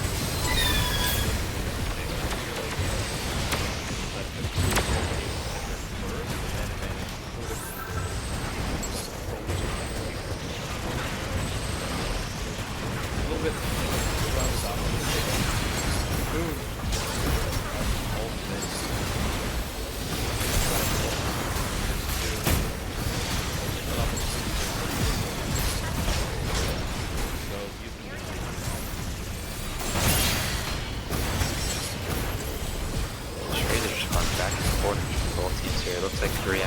upper hand. There's still a couple people on high ground on the side of the Goots though, so let's see if they're able to apply some of that pressure onto the point.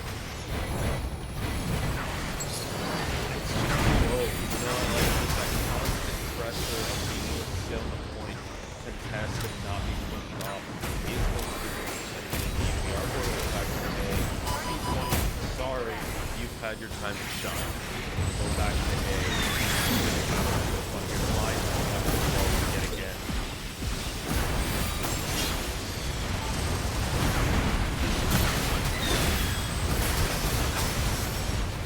Really slashed onto that Sazabi.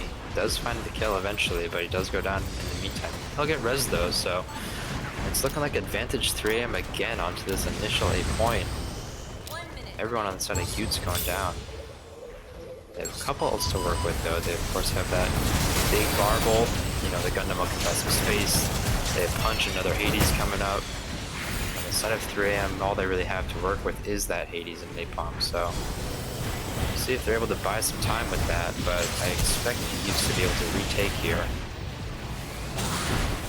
What is dangerous because it is the final point, and 3am is on the percentage advantage. He is going to have to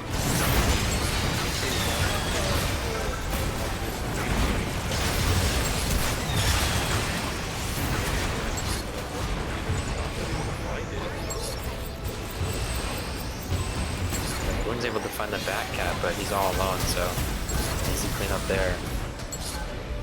Let's see if anyone can touch on the side of the Goods. I don't think they'll be able to, they're just way too far away, yeah. The initial round goes to 3am. Okay, so they had ping advantage, map advantage. We expect them to take this one down here. I mean, the last thing you want is to lose this map, be down match point in the series, and then the map and ping advantage goes to your opponent as well. That would be a pretty despairing situation, but they do good to secure at least the first round here. It was close on the side of Goots, but the RAM overall just looked more solid and more effective with the team play.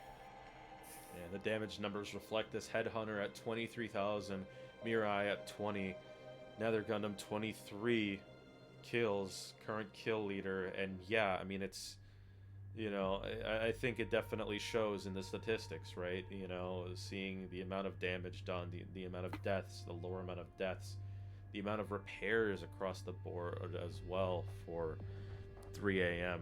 It's definitely like these advantages of having the team control advantage, forcing the stagger, the amount of the more advantageous ults, really putting the pressure is showing a lot. We are going to be starting off on B yet again. Let's see how adapt to this new playstyle.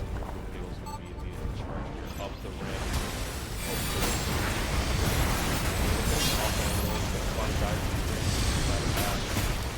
Low though, still maintaining pressure. Hack's going to find a second one, another going to miss crossfire. Just Boone in the middle, the side is going to secure that early point of the should transfer over to early point advantage.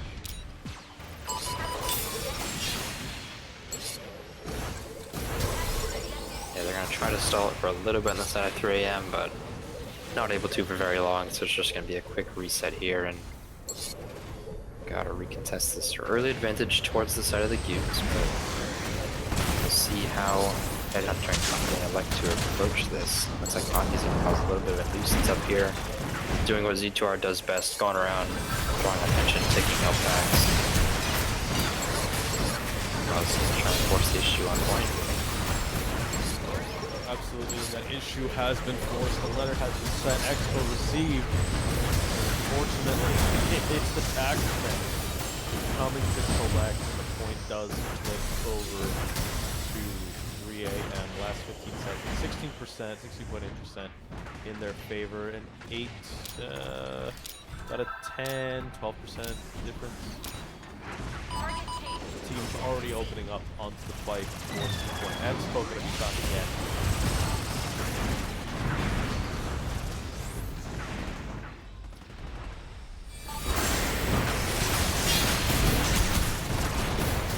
So a couple players already going down early on the side of the Goots here, so should be initial C point going the way of 3 a.m.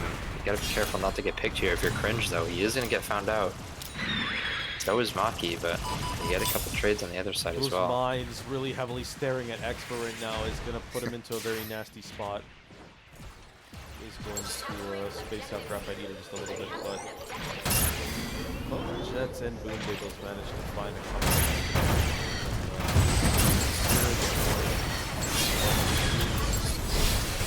ultimate though from that Cringe is going to show up and he's going to find a couple of people. Finds a third.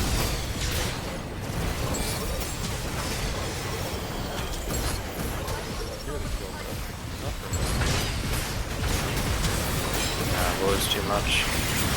Woe is doing too much on this GM in the bottom part of B here. I mean, still, yeah, the point's not flipping, so if you're the side of heavy Utes, like who cares if you lose players as long as you can keep that contest. You have to do exactly that. 6 to 18% now, forward to A.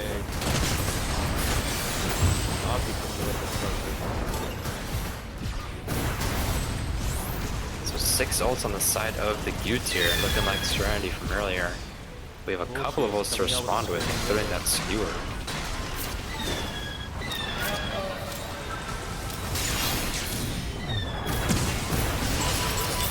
Ults are saying pop to the left and right. We still have a few to work with from the Utes if we need it, but it's looking like we've used enough to secure this point. So still 3 more to work with on the next push here. And if they're able to secure this next fight, that should be the round. We'll have to wait and see here. A setup though on the far side of the map is going to come up from 3 a.m. They do have the Jim and the Susan playing towards the back. They know now Guys from Cringe is going to look for an opportunity. Low doesn't mind. Fireball is up to the space entry system. The ball come out for Jim. Are going to find Lucy. The punch is up. Jets though. I mean, they used all their ults, but they didn't really get an advantage in the team fight yet. Bring down the Susan, finds 3 and a res. This is still very doable on the side of 3 a.m. and it looks like I think they're about to secure this team fight win. Despite being at such a disadvantage coming in.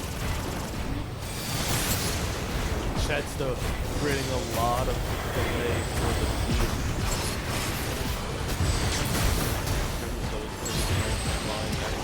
Does get caught out. 3 though, ready to push. Stagger. I don't know why they're not hard pushing right now. Maybe they're afraid of some kind of counter ultimate, but there goes just about the transat. With the Susan ult. He's gonna find Graphite either. Stagger. Opportunity to hack that Expo. Ooh, the back cap almost comes in though. Mega. Gets out. Must be Boondiggles. Yeah, there he is, Boondiggles. Who else? Almost secures a sneaky C9 back cap there, but they are gonna get sniffed out. But He he's somehow gets one. one. Not, and he overextends where the gym lines come out. He's going back in for it. Yeah, He goes down. And he's gonna go down for it. Do they know what the mines though? Mines are cleared. Okay. Lag defense with the red on. Gundam ult comes out. The point is gonna flip. Wait a minute, this is a C9. They weren't paying attention. Almost. Yeah, the back cap comes in, but it's basically last fight territory anyway, so. Really dangerous now from the side of 3 a.m. They don't have point control with the back. They can maintain control now. Here I can't go down. He's got the pop very soon, probably right He has now. to heal. Yeah, drop that heal pot back. Yeah. But the point He is needs to come out, I mean. again. It's absolute mayhem going on right now. The well's not gonna touch. No.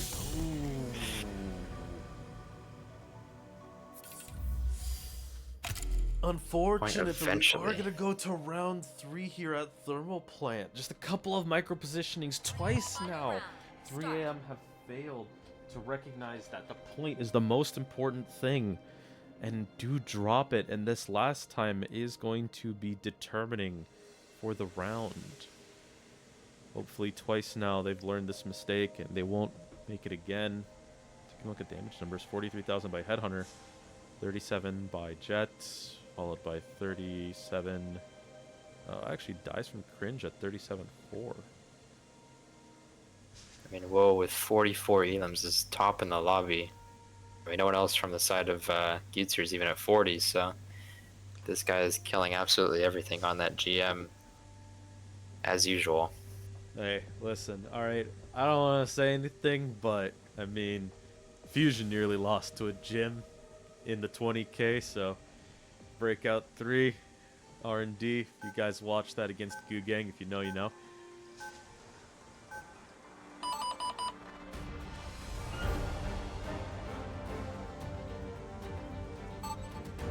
So let's go for this opener again. We are not going to B this time. Always with the B openers, but the angles that Boone is able to get and the crossfire from Jets is going to be just enough to secure this point control. Headhunting going to be really overextended here into the back line. At the same time, Maki is not going to make it easy for them.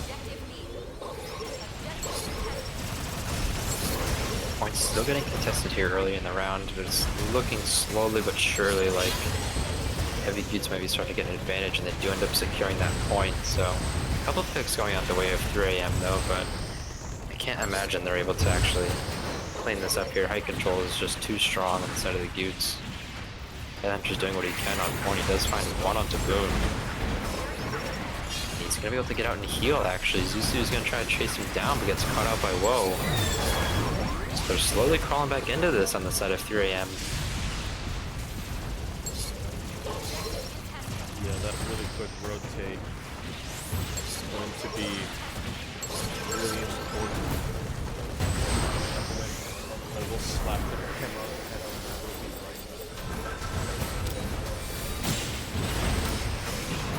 Hunter's team is able to eventually flip the point to their favor, but they're only able to get 10% before we have to rotate.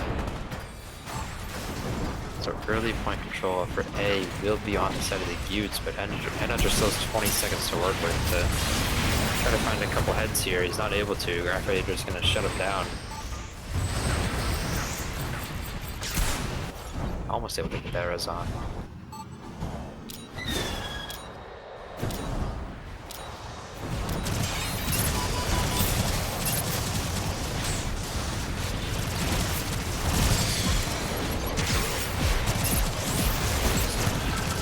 Another long contest on this initial break for the point. It will eventually go the way of 3 AM gaming though. Taking a look at the ults, it's looking like both teams coming up on a lot of their ultimates here. Yuzu already has 2 of them and they're coming up on 2 right now.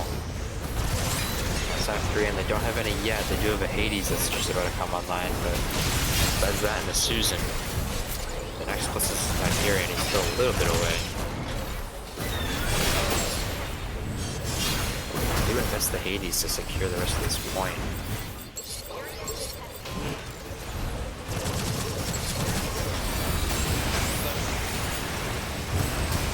And we're going to be finding 2, 3, 4 going to be going down inside. So I think Hughes the point is the back to the peak. Yeah, alright, We saw it enough yesterday, we kind of get the idea. Well, with the screen off, that lower mega from the Boone is going to be coming up to the Hydra, is going to find Maki, and they do have high control inside of you. Too low, they're trying to protect very heavily. It's going to get stunned. And as for Grimswell, popping that Infusional. Get found though by Jets and Expo, so point control maintains for Heavy Buttes. See how this converts over. 58% right now.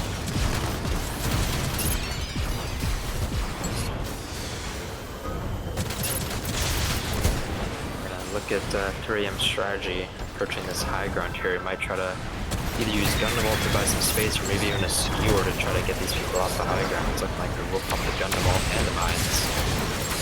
So a couple of these players from East are going to be forced to point here.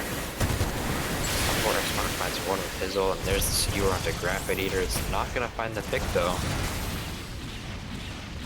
It's not with that high control, and that point control is going to go into the favor of 3AM, and Headhunter is going to be able to secure enough space, enough picks to make sure that he's able to get something 75 to 50. Going on to C point now, see what happens.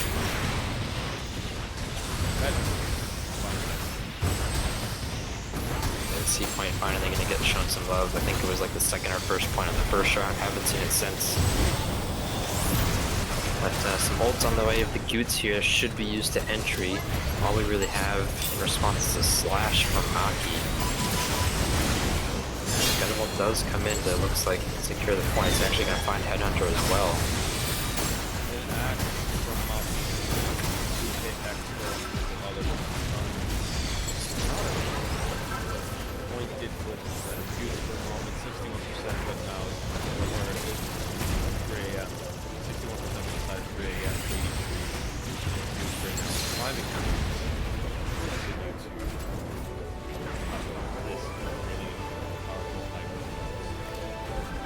Yeah, it's going to be tough for 3M because they don't really have time to group up and make a coordinated effort. They kind of just have to touch here.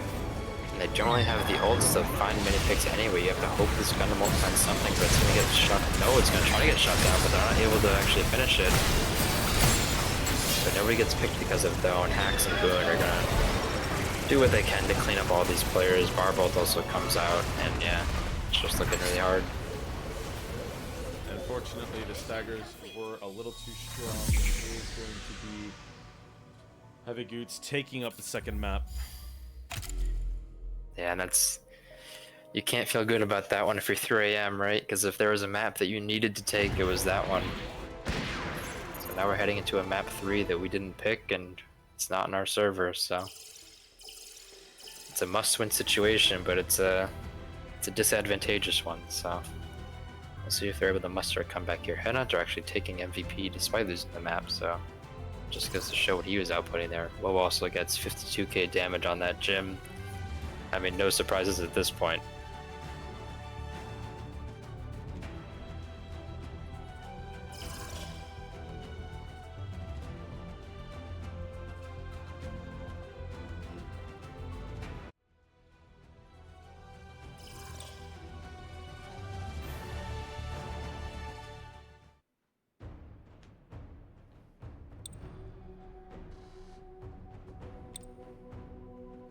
So we are setting up for the potential final map of the tournament, Flak Fort. It is currently 2-0 in the favor of Heavy Goots.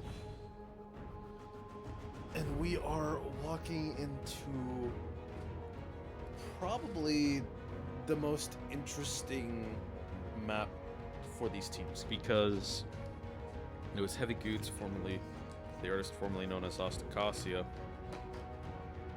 who really had a lot of dominance on this map. Like, a lot of dominance on this map. I mean, I remember still, like, in the earlier days, you know, with legendary Ashimars like Sunglasses, right, controlling Flak Fort with the height. And, you know, I don't entirely know how the JP players are going to be able to adapt to this, because they did play Flak Fort, but they never played it with an Ashimar, so I'm curious to see how they're going to be able to do it. It looks like we will be getting a sub out on the side of Heavy Goots again, so it looks like Boone's going to be sitting this one in favor of Little Pebble, so electing not to go with melees on the side of the Heavy Goots here, so I expect to see more of a focus on the flyers and more range units, maybe even a turn A on this first point. We'll see here. Yeah, no Barb going to be coming out.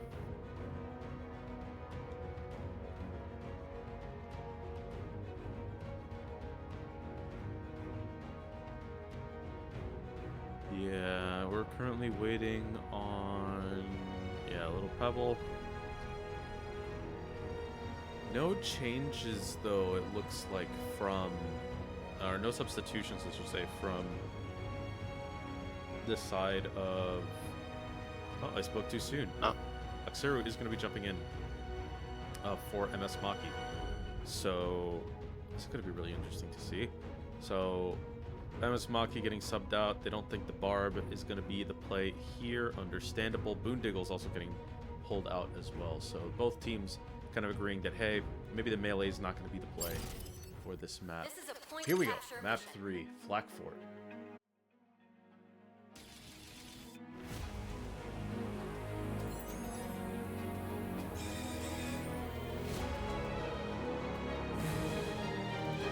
And again, you gotta think the coordination with these like team profile pictures is part of the reason why Gutes is able to take down some of these team fights. They just have that instinctive bond, you know?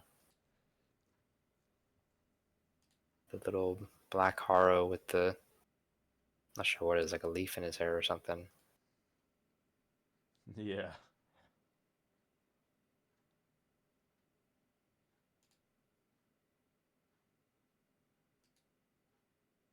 So Little Pebble is actually on the Marisai right now. I know he likes playing that character on this map specifically.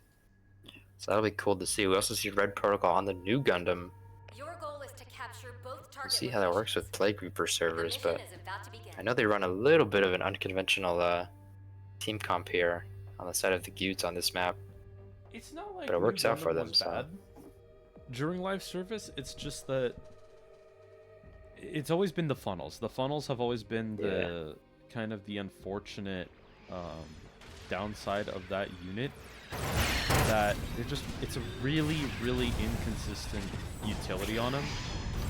But the ultimate is powerful enough to run even in tournament. The movement of the unit is good, the damage of the unit is good, so you know, it really, like, the shortcoming of the unit and the health pool is amazing to work with, right?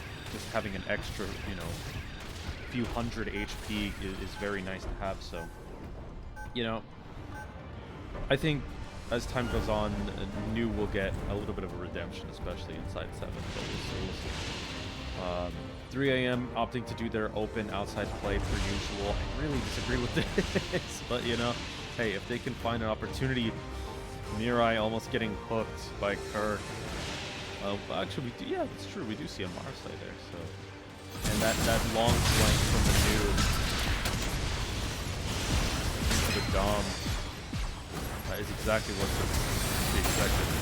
Hopefully a push back inside before too many picks go through. Yeah, and I think this is... That's the downside of holding the outside, right? You just have too much to worry about. You had Zusi on the bridge, you had, I think, Dom and New Gundam over on that right side putting down pressure, and then you have, of course, the rest of the team coming in from lower, and it's going to be a really quick team kill, and suddenly, I mean, all this Haro and high ground control that you would have had by holding inside is just completely gone with the cap of this 8 point here.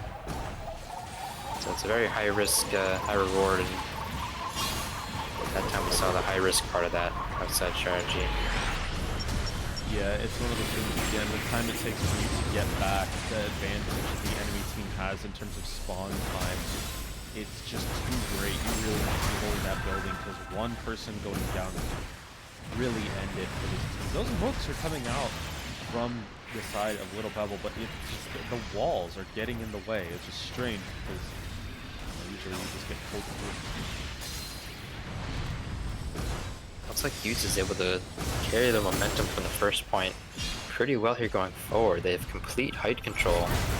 They found a few picks. That's where Cringe does well to find one before getting taken down, but you know, as long as you can get a couple of these early kills on the defense here, you should be able to retake once your teammates spawn back in.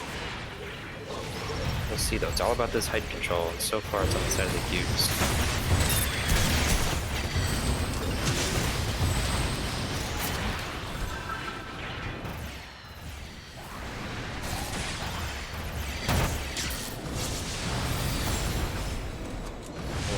Starting to come up with the I don't think they know about that Protocol Marisai before. It's going to have all the formats back there on the right.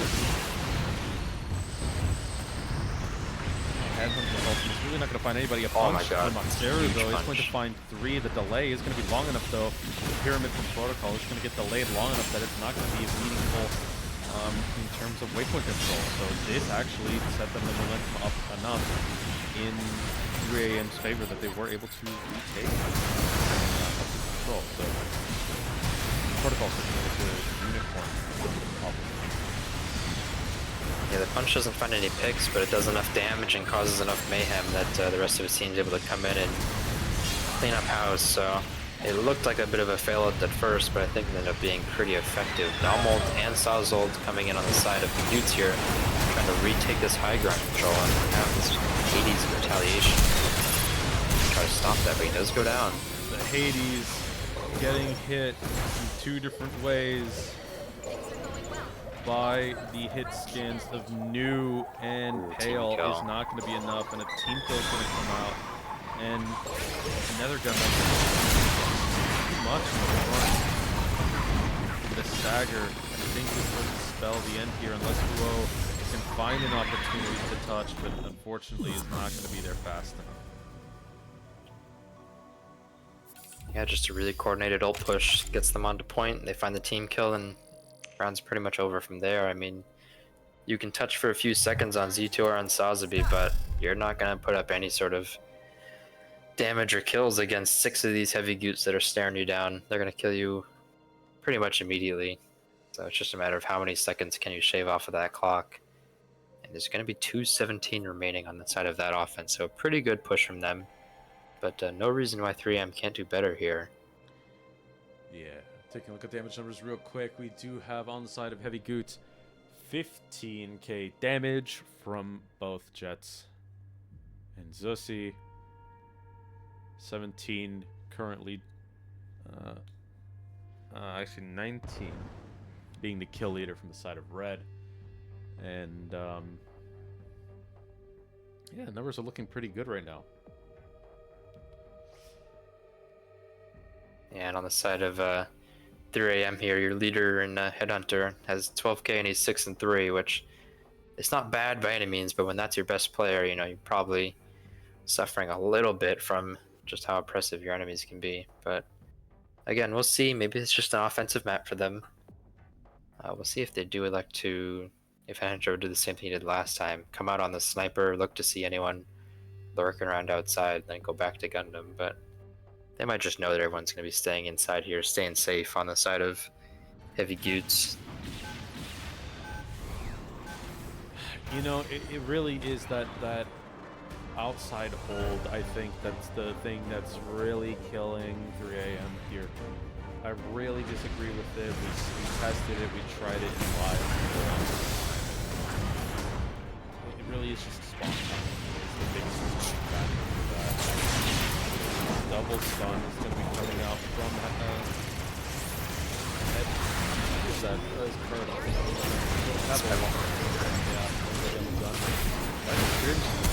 Find another one. The Little Pebble would be the most dangerous Gundam in this lobby.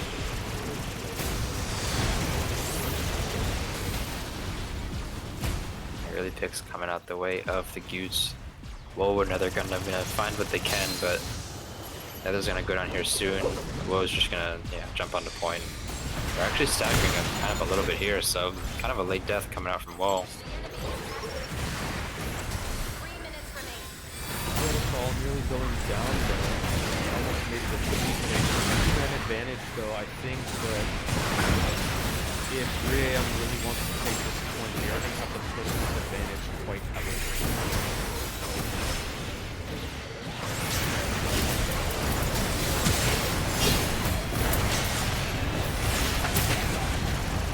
Some aggression coming out, but Cringy's gonna get taken down to the Dom Splash in the mines. Does a ton of damage if you're not careful. Point controller is still looking to slowly go.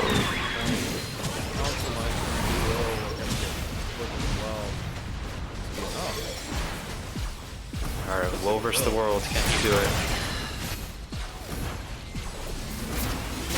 Still alive, Still doesn't there, have though, mines. Second time around. Cringe is gonna body block Jetson trying to fly out, so that's gonna be point secured for 3 AM. We need to carry this momentum. Jets ain't flying whenever Cringe is in that doorway. There's damage coming out from the mollies. Napalm getting thrown out by Gundam, a massive amount of space is going to be generated. Eventually, it's going to be converted by 3 AM into some kind of advantage. Did you screaming Nimbus there?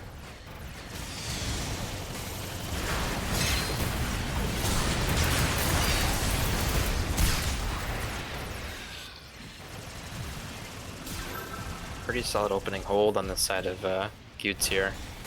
And we're at the point now where even if 3M does start making a push onto that point, by the time they cap, they'll probably be about even with Gutes at best, so more than likely they will be at a disadvantage going into overtime, but you can't really think about that every time. You just gotta think about getting as much space as possible and getting some progress into that point.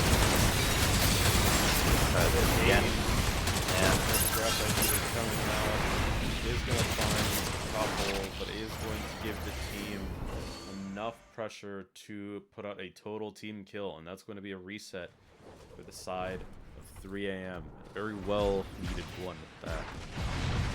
Yeah, and the Goods are going to have some more mines up and a Gundam wall. It's going to buy a lot of time for them. But yeah, they're trying to get aggressive on 3 AM. It's a very early Sawzall. He flies in, but he gets killed almost immediately. Cringe also goes down the side, so another push looks like getting stifled here.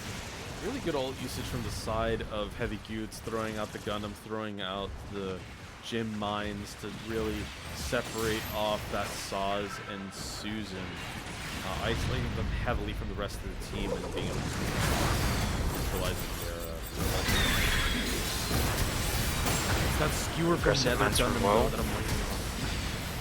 Yeah, that's going to be a big one to see if they can find a couple players, but more than anything else besides the picks, you kind of just want to use it to take this height control, right? Like, literally, you can force them off there and do exactly that.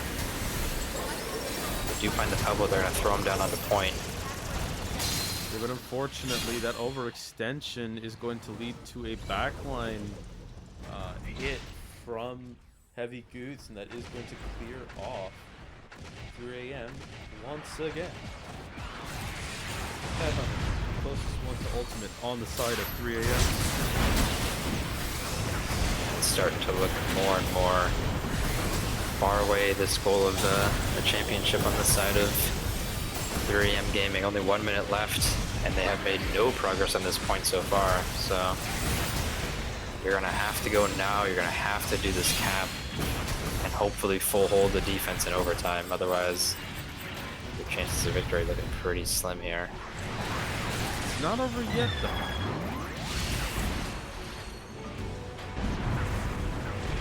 It's not over yet. I think if you're 3 AM, you just got to regroup and make one last push here. You're still down a couple players.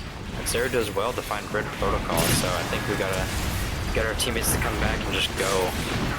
We know Red's going to have an easy spawn. But another Hades coming out from Graffitator. He finds one. Another Domwalt as well. This backline is struggling hard. There was some height control out from 3 AM. Mirai misses the punch. Tragic event. Mirai's punching the wall. That's what I'd be doing after this match. But an overtime is initiated by Uo. The question is, yes, Nether Gundam is going to be there. That's what Cringe does have the ultimate up. It's going to find Expo. It's going to be the only one there, and unfortunately, Can't do it. starting to heal pot means that the game will go to Heavy Goods. Yeah, so 3-0 Heavy Goods in the grand finals. I don't think they actually lost a map this whole tournament. They did draw one against 3 AM yesterday, but overall pretty dominant performance from them across the board. I mean, Jess and Zusi again leading the lobby with damage and elims as you expect on those characters, but also just on those players. Those guys do not miss.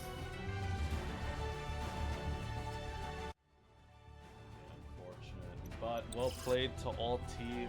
What an amazing tournament. Yeah, really well done. Also, shout out to these to 3M Gaming here, making grand finals despite playing at a ping disadvantage for most of their matches. And a time Just disadvantage. goes to show how 3 strong. a.m. Yeah, is and a not time a name for disadvantage. nothing. That name is not sarcasm. That name is literal. 4 a.m. Gaming is the real name that should be given out Oh, to yeah. these guys playing at such a late, or should I say extremely early morning for them. So thank you to 3 a.m. Gaming for showing up. Well played to all. And yeah, so that will be Heavy Cutes winning. I'll see if there is anything else that needs to be discussed real quick. Yeah, I mean, kind of the expected outcome, right? I think everyone that was within the scene probably expected the Utes to end up taking this one home, which is what happened. But it was still a really good tournament all around. I mean, we saw some close matches, especially on stream yesterday. All teams put up a good performance here, everyone that we watched. So shout out to everyone. Thanks everyone for participating and for tuning into the stream as well if you're a spectator. I mean, it's good to see that despite Bandai pulling the plug, we're still keeping this scene somewhat alive. So it's really good to see. Yeah, really well played to all teams. Thank you again, everybody, for showing up and watching. And yeah, I think that will do it for us. A little bit of a short stream this time around, but such as it is. And with that, ladies and gentlemen, I have been Lichgrave. And I have been Tyrannism. And we hope to see you guys all in the next Gundam tournament. Gundam tournament. Thank you all so much for coming. Enjoy the rest of your day. Enjoy the rest of your weekend. We hope. And actually, happy Thanksgiving to all of the American folks, the Canadians. You've already had your Thanksgiving. Diwali, I think, was also recently. So Yeah, happy we got holidays to Halloween everybody this around. weekend. Enjoy the rest of your holidays. We'll be back here. Hopefully within the next few months with another tournament, but we'll see. So until then, everybody, happy holidays. Thanks for coming out. Now we'll see you all next time. See you guys.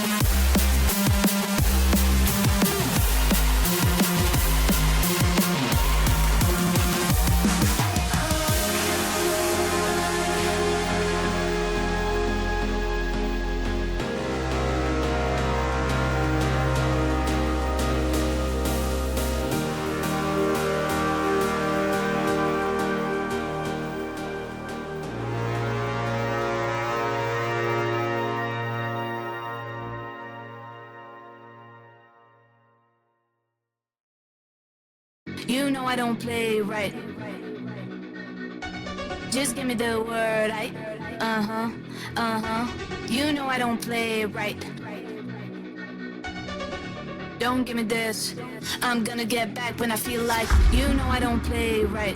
I'll put up a good fight. Just give me the word, You know I don't play right. You know I don't play right.